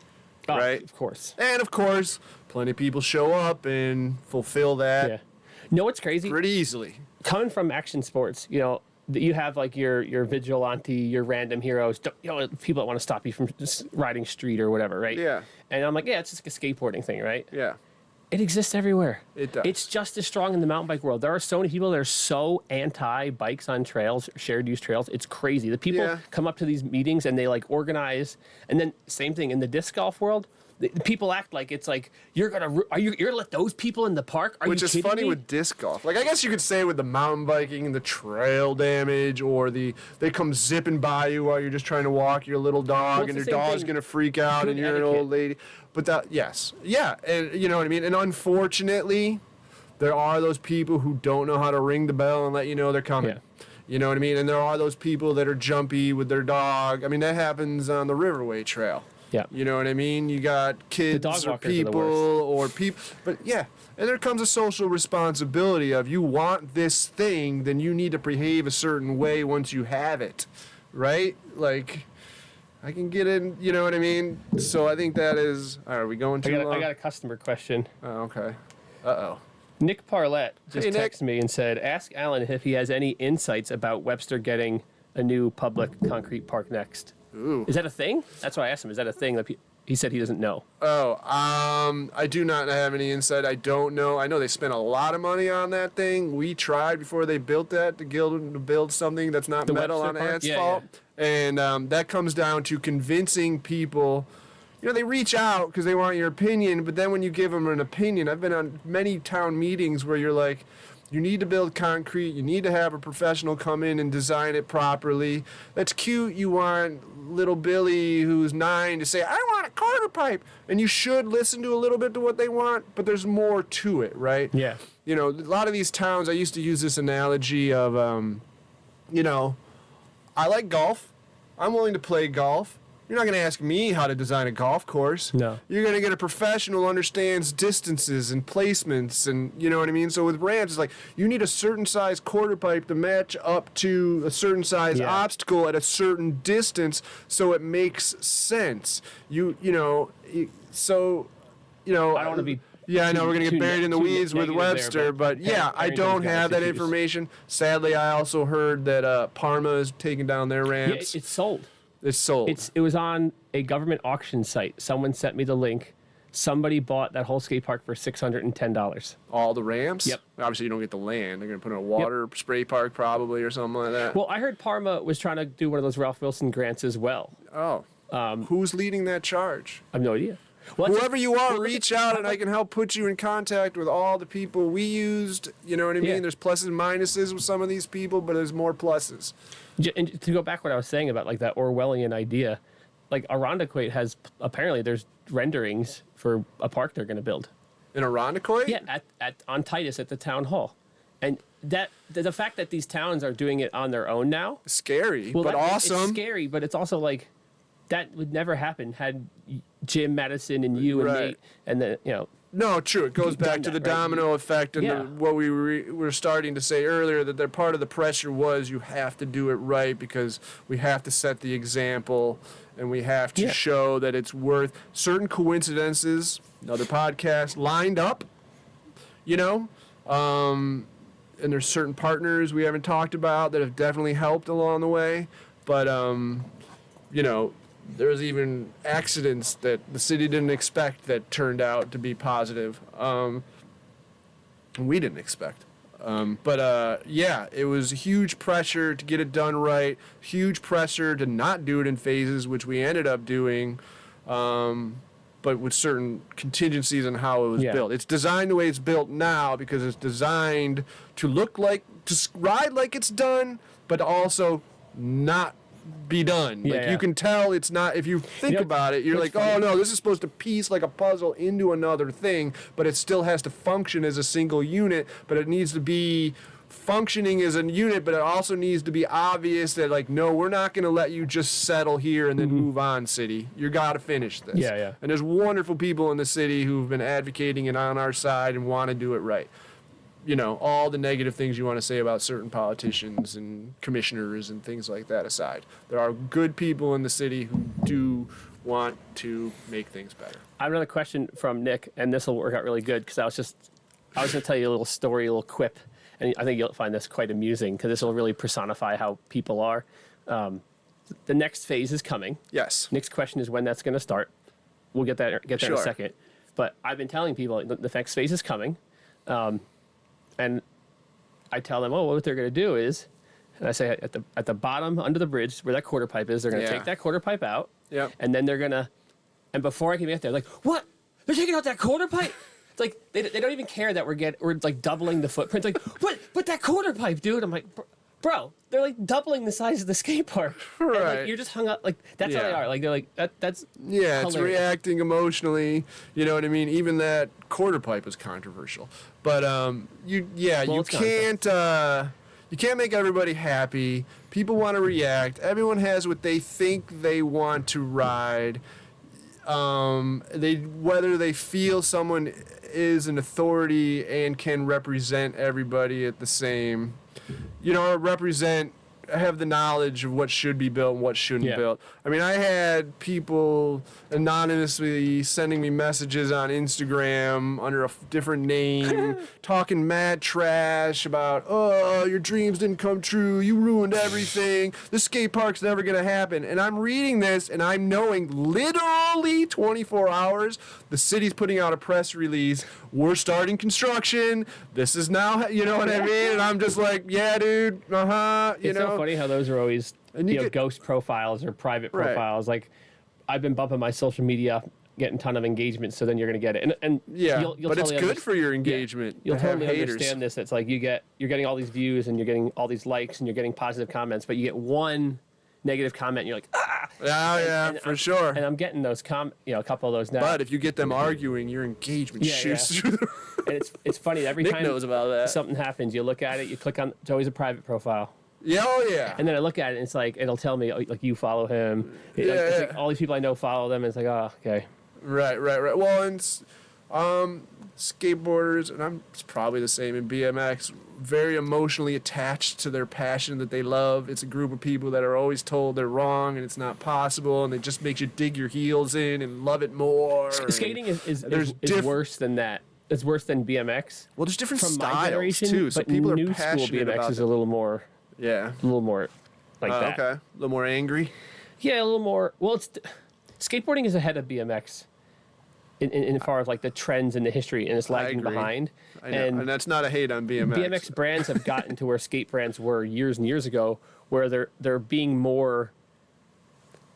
This is our niche, rather than having like a park guy, a trails guy, a contest guy, a lifestyle guy. Now they're like brands are being more nichey, and then when a Right. brand is more niche or nichey, Yeah. you get more opinionated about what's faux pas and what's not. Right, and building that skate park, you know what I mean? You put out the design for phase 1 that's built now, and you got one group of people, "Ugh, it's all a bowl and blah," and then you got the other people, it's all street, and you're like, can you guys meet and talk about how like it's not, because it's not, and people are passionate about their style, and you know Yeah. what I mean? And it has to be super gnarly with pool coping, and you can only drop in and go frontside grind first, hate or pool I coping. only want ledges and I like them spaced out so I can do a grind and get that feeling of I landed a trick and pushed to the next thing, or I like pyramids and quarter pipes Yeah. mixed together and flow, or I like a park where it flows all together and I never have to push. But there's also common sense that makes sense for why things are set in rows, because then you're cutting down on the collision and more people can Of use course. it. If it's all a giant bowl, one person can ride it at a time. Yes. You know what I mean? The bowl actually wasn't even, I mean, I think it's important key to the park. I ride it. I don't do anything cool, but I ride it, you know, it's part of when I go there. I pretty much touch everything when I go, except for the little 2-foot mini. But I think, it's hard. And that park needed to be a little bit of everything. You know, people are mad. It's all curbs phase 2. And they're like, did you really look at the thing? It's not all curbs. It's curbs. It's ledges. That's kinda funny, There because are that's what quarter skaters pipes. There's want. wedge ramps. There's a pump ramp. Some do. You know, and you find a lot of times people complain, like, we need it to be all extreme. But then you're like, yeah, but you like this too. Well, that lowers the barrier, raises the barrier of entry for new riders. Well, and also it's like, cool, dude. So wherever you live, go advocate for your park totally. and build it your park your Totally. way. And then you have variety, right? Nick Parlett again asked if you remember the owner of Scuffs. Was it Chad? Yes. Chad Are and you friends another with him now? guy. He stopped by Krudco like last year to say hello or something like that. But You know anything about him? he was a skater in the 80s. He was a very kind If you gentleman. Get me his info. I'll reach out to him, see if I can get I him. can to- probably get information from Aaron, Cool. because he's had more, you know. All right, we're going to do. Let's just go right to the rapid fire questions to finish this thing up. I wasn't going to talk to you about dad stuff, but we could always. I'm willing to do talk that. about dad stuff. We're at an hour and 45 minutes here, so I don't want to go too long. 2 hours is a lot. Yeah. I'll ask you the dad question. Really, I was just going to ask you were a skater, you lived that life, you have 2 kids now. Mm-hmm. Generally, there's a really strong anti having children sentiment out there. What do you want to? Did you used to feel that way?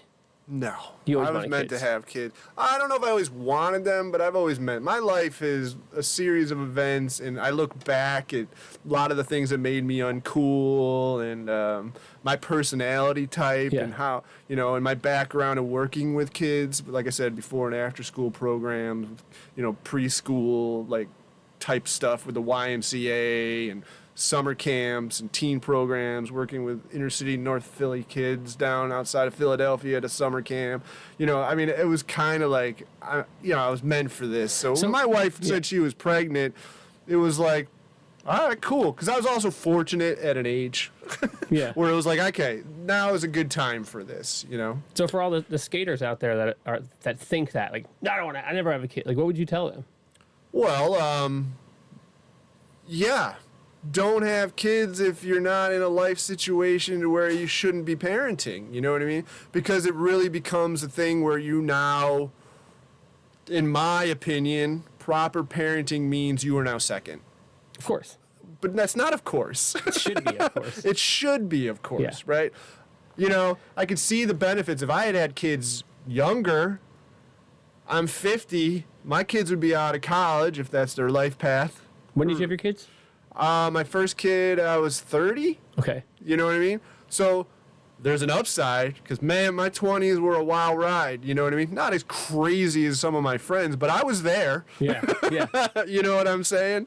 So we'll leave it at that. But so by being older, I was a little bit more emotionally like, okay, I got that out of for the most part. I kind of got that out of the way. You know what I mean? And there was an adjustment to that, but you can either be a zero or a hero. I tell some people, like, I got some kids who, you know what I mean, they're having kids young and maybe not with the person they wanted to, and you're like, well, you know what, you're the dad, so you can either be a zero or a hero. Like, you might have problems with that mom, but the kid's gonna grow up seeing who's there for them. You know what I mean? Are you there? Maybe you don't live in the house with that person, but you're still the dad, and it is an emotional impact and psychological impact on that child, right? So I'm big into, you become second. And if you're not willing to be second and you want a life where you're the main priority, don't have kids. But it is, if you can appreciate being a parent and you're willing to deal with the pain and the struggle and the emotional, what it takes, and try your best to guide them to be decent people, it's unbelievably worth it. Yeah. Like, I would never take back all the hard times that say, I have an 11-year-old who's about to turn 12, and I have a 16-year-old, and I would never trade in the hard, you know what I mean, the 3 a.m.s and the diapers and the running to the doctors and the worries about fevers or them, it's unfortunate that they have social issues with other people, but I wouldn't take that back. The worrying about them, you know what I mean, you're scared all the time, and that's why people become helicopters, but you got to let the kids fly, but I wouldn't trade it in for the world. I'm also in a good position. I was already married. My wife is amazing. She's actually an adult. You know what I'm saying? I'm big on not being the third kid. My wife is also incredible. Yeah. So, she has a career. We're not going to go too into it, but we made a decision. I would be more of the stay-at-home parent type of deal, where it wasn't as common for dads to be that. That's nice, right? Yeah, it is. I'm like half stay at home. But it's a psychological game. You know what I mean? Because once again, you're dealing with whatever. You're letting society put things on your head, and and it's an adjustment because now you're not doing what you want. You're not, so that's what I'm saying. If you're not in a position where you have a partner who's going to be a good teammate and you're going to work together, and you're not psychologically ready to throw it all into being a parent, don't have a kid. You know what I'm saying? Cool. Because it's a disservice to the child. Yeah. You ready for some rapid fire questions? Let's go. First skateboard. First skateboard, Jeff Kendall Santa Cruz, OJ wheels, white painted Venture trucks, bought from Samurai Skates on Windsor Street. Brat. On it. Okay. I know, but I'm very fortunate too because my first one was a banger. Awesome. Best skate trip. Oh my God, dude. I've been very, very fortunate. You know, I've done everything from I've been a lot of time skating the streets in New York City, Buffalo. Well, I've spent some time in Buffalo, Boston, Philadelphia. I've driven cross country. I guess, you know, most epic would be a drive cross country, Yeah. Aaron and I in a car. But I mean, I've had lots of trips out to California. Was the shop just closed when you did that? No, we had a friend watch Okay. the shop. Cool. And I wasn't official. This is the first big hang I had with Aaron. This is probably 97. Aaron and I didn't know each other that Yeah, well. We let's just just drive across decided, the let's country. do this. And you know what I mean? And yeah, we made a plan. I went to Philadelphia. I know it's down into the weeds, but I went to Philadelphia, blah, blah, blah, blah, blah. I came back. We jumped in the car in October. I had $350 in cash. That's it. What kind of car was it, and was it reliable enough to do that? If we were smart, it wasn't reliable enough, but it did. It made it. We had a rusted out Pontiac Grand Prix. Okay. It was like a creamy yellow color. Aaron's a car guy, so it gave me kind of confidence. Okay. But we got to St. Louis. The radio died. This is like day 2, so we Oh. had no radio for the trip. But it was a different time. You were mentally able to spend time Yeah. and function without cell phones and all Okay. that. It was What, maps. We used a map. Oh, I did that in my early trips as well. Yeah. What outside brand did the most to help the Rochester skate scene? Red Bull. Red Bull? Yeah. Oh yeah, because they did all this trick or treat Yep. and all that kind of stuff. Yeah, yeah. They did the trick or was treat for the e-bike, yeah. BMX. They sponsored a lot of our events. You know what I mean? Our parties and our contests and stuff with tons of free Red Bull for better, for worse. To be honest. And they did a lot of. We did the gazebo get down. Okay. They were huge Charlotte. sponsors of that. Yeah. And Charlotte at the gazebo. What would they do for you when they sponsor an event like that? What were they doing? Oh, they would pay for the permits, the insurance. Wow. They'd provide the product, and then I would organize all the other stuff Cool. around it. You know. If you could get one session at any long forgotten, gone skate park or skate spot, what's the one that like you would just, if you could go back in time and just get one more? See that now. That is all contingent on my skill level at the time. I would not want to go back to some of these spots to where my 50-year-old butt can't do what I used to do. Okay. I will say my favorite skate park that I've ever been to that I had the most fun at was Stoner Plaza in LA. Unfortunate name, but that Stoner Park was named after someone in Los Angeles. That's funny. I will say skating the streets of New York City. Yeah, it's pretty epic. Yeah. I did plenty of that. Yeah, I think that People in Rochester don't understand the scale and magnitude of being in New York or even Philadelphia to some degree. well, and the It's endurance to just- get around. It's just like as far as you could see, as high as Yeah. you could see. It is just. I tell kids all the time, like, just load up your car, go down there. Go. Just like there's nothing Park outside, take the train in. crazy. We used to take the Staten Island ferry and it was free. Yeah, because you're coming from Jersey. Yeah. All right. I've asked this to everyone that's been on. Who's the best rider to come out of Rochester? That's a terrible question. Depends on what area you're talking about. You know, if you're talking in the 90s, I thought Greg Lang was the bee's knees. You know what I mean? And he was a team rider in the 90s, and I looked up to him a lot. You know, Sean Flaherty, he's from that early era. I know there's people before me, and I know there's names, but I didn't know them, so I'm not going to go down that train. I wasn't a part of that world. And then, you know, Krudco team was just off the hook, dude. You know, you get these kids, they go to Liberty Pole and they kickflip, and you're like, that's cool, but Dan Hockman was 14 and doing switch trays in 2000.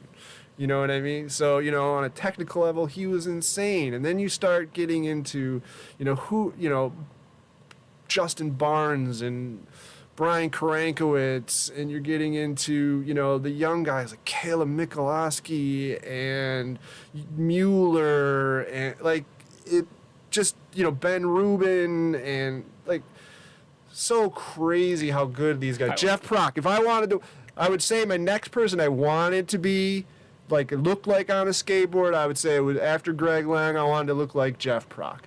You know what I mean? He could ollie a manhole cover, and you were like, I don't get it. Why is that the most beautiful thing I've ever seen in my life? You know what I'm saying? And then you start getting into, but you know, were there people on the team that were better? Brian Karankowitz was gnarly, dude, like legit gnarly. Jason Odell was massive. You know, all those team guys were really. You didn't just get. It wasn't totally based on skill level, but the skill level to get on the team was a very high bar. You know what I mean? But you also had to be part of the family. You also had to prove to support. Like, you show up in Zumi's outfit out of nowhere, and you're like, why don't I get on the team? It's like, you got to know the game, dude. You know what I mean? People ask me, like, why didn't I get sponsored? And I'm like, don't get mad at me. Get mad at how good these guys are. You know, Mueller. Dude, Mueller is the next dude I wish I could have, you know, I mean, be him. You know, Evan and Jaffe. Like, it's stupid. Rochester skate history stack. Stupid, dude. What's your favorite thing to do that's not skate park, skateboarding related? Camping. I freaking love camping. Yeah, camping, bushcraft style, survival under a tarp. Let's go. Camping is about as far as it gets from skateboarding. There's not a smooth, flat obstacle anywhere in sight, right? No, not at all. And it has its challenge. I mean, if you're not afraid of bugs. What level of camping? You do your whole family camps? Yeah, so I'm fortunate. I mean, I grew up camping. My dad went to forestry school. He was in the Army. Like, he wasn't a hunter when I was around. He did hunt a little bit, I guess, before me.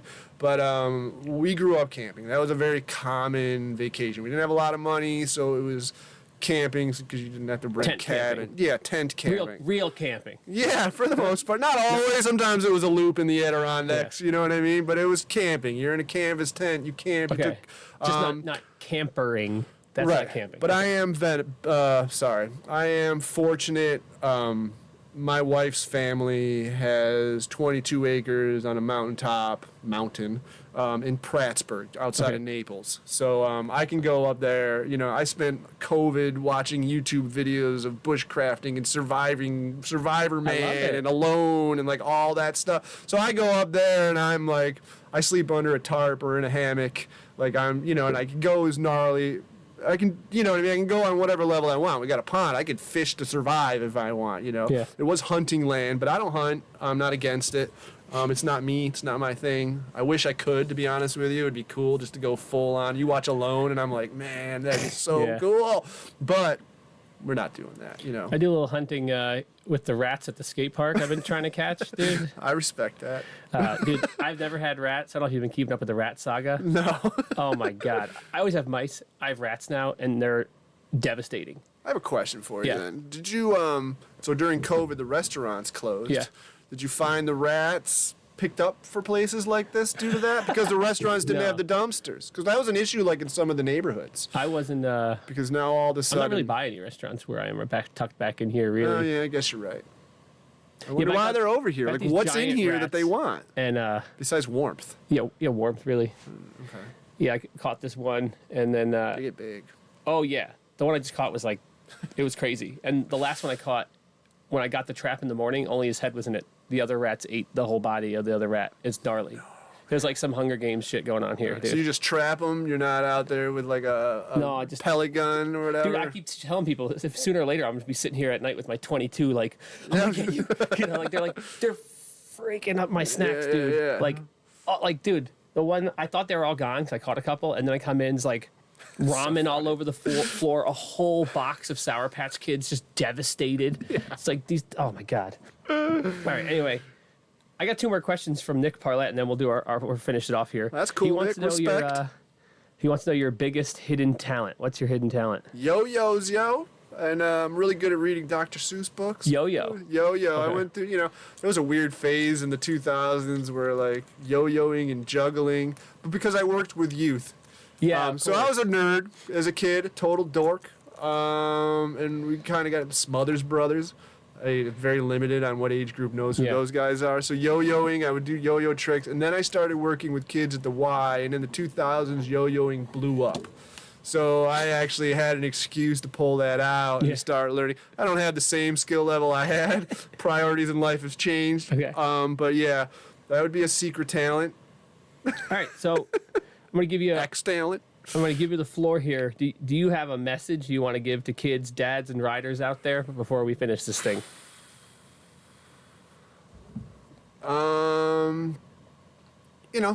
Listen to your inner voice as long as it's positive.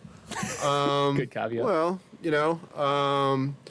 yeah, believe in yourself, take risks. It's all cliche. I grew true, up though. with a mom, and it would probably make people gag whenever I say this or spit out their coffee.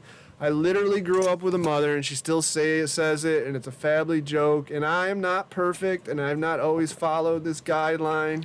But my mother frequently said, and we were raised on, smile on your neighbor and make the world a better place because you're in it. 100%. You know what I mean? And skateboarding is my way to do that. And that's what I latched on. I would be crying, walking through the streets in Manhattan at 3 a.m, wondering what the heck I'm going to do with my life. Been there. And I was like, I love to work with kids and I love skateboarding. How is that going to happen?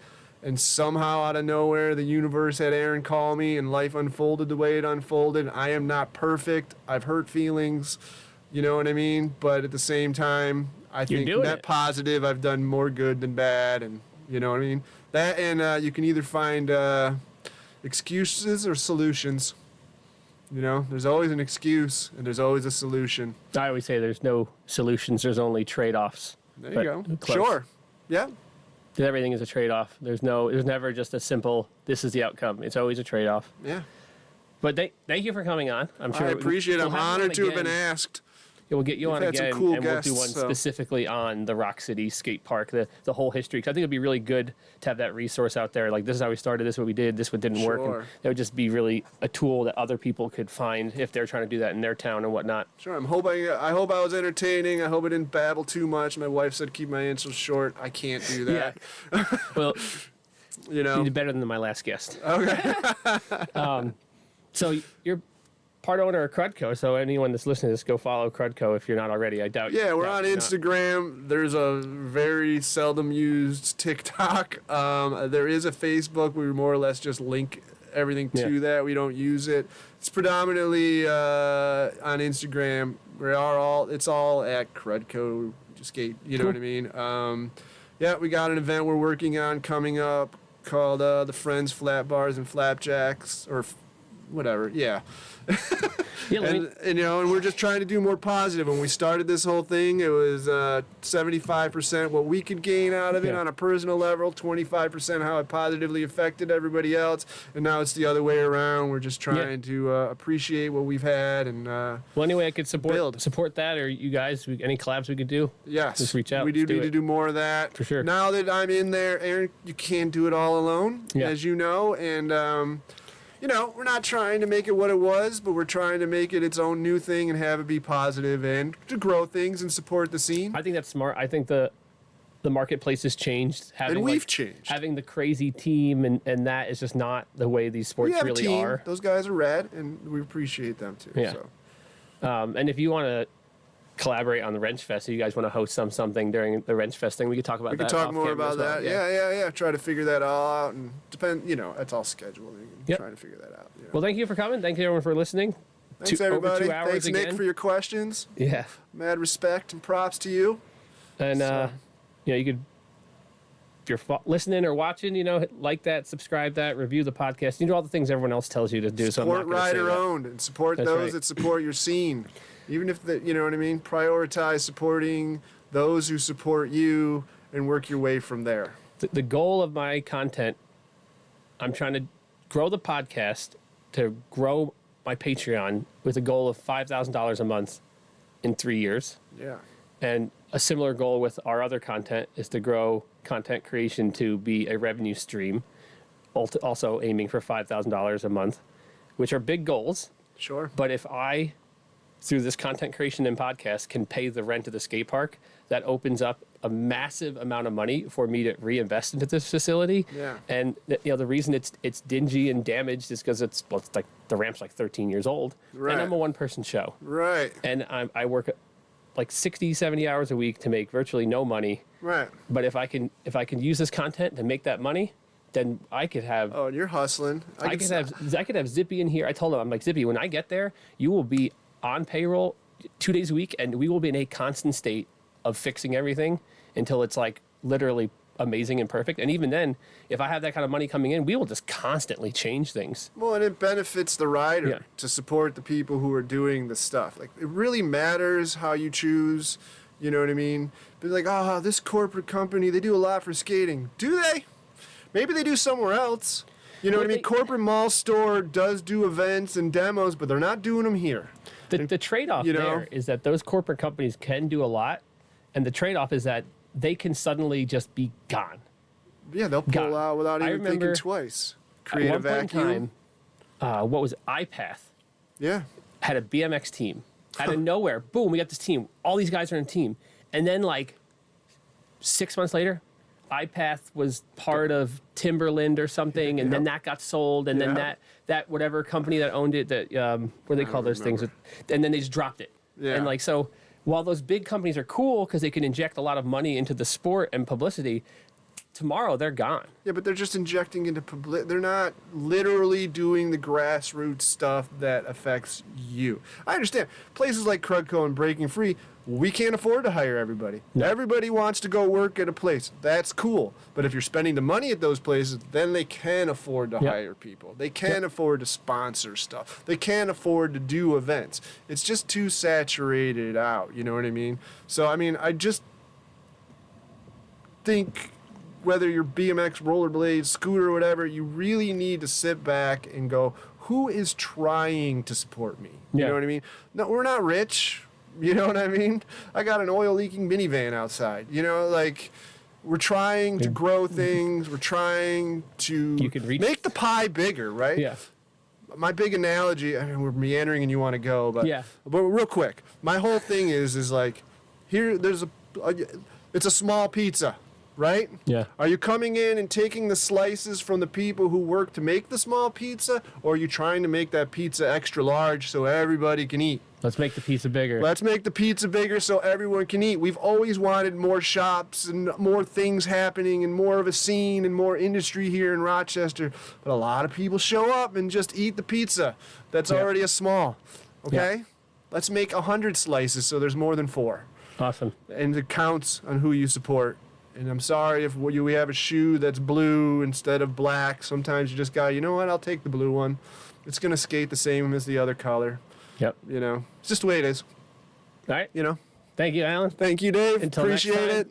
Thank you for watching. I'll see you at the skate park.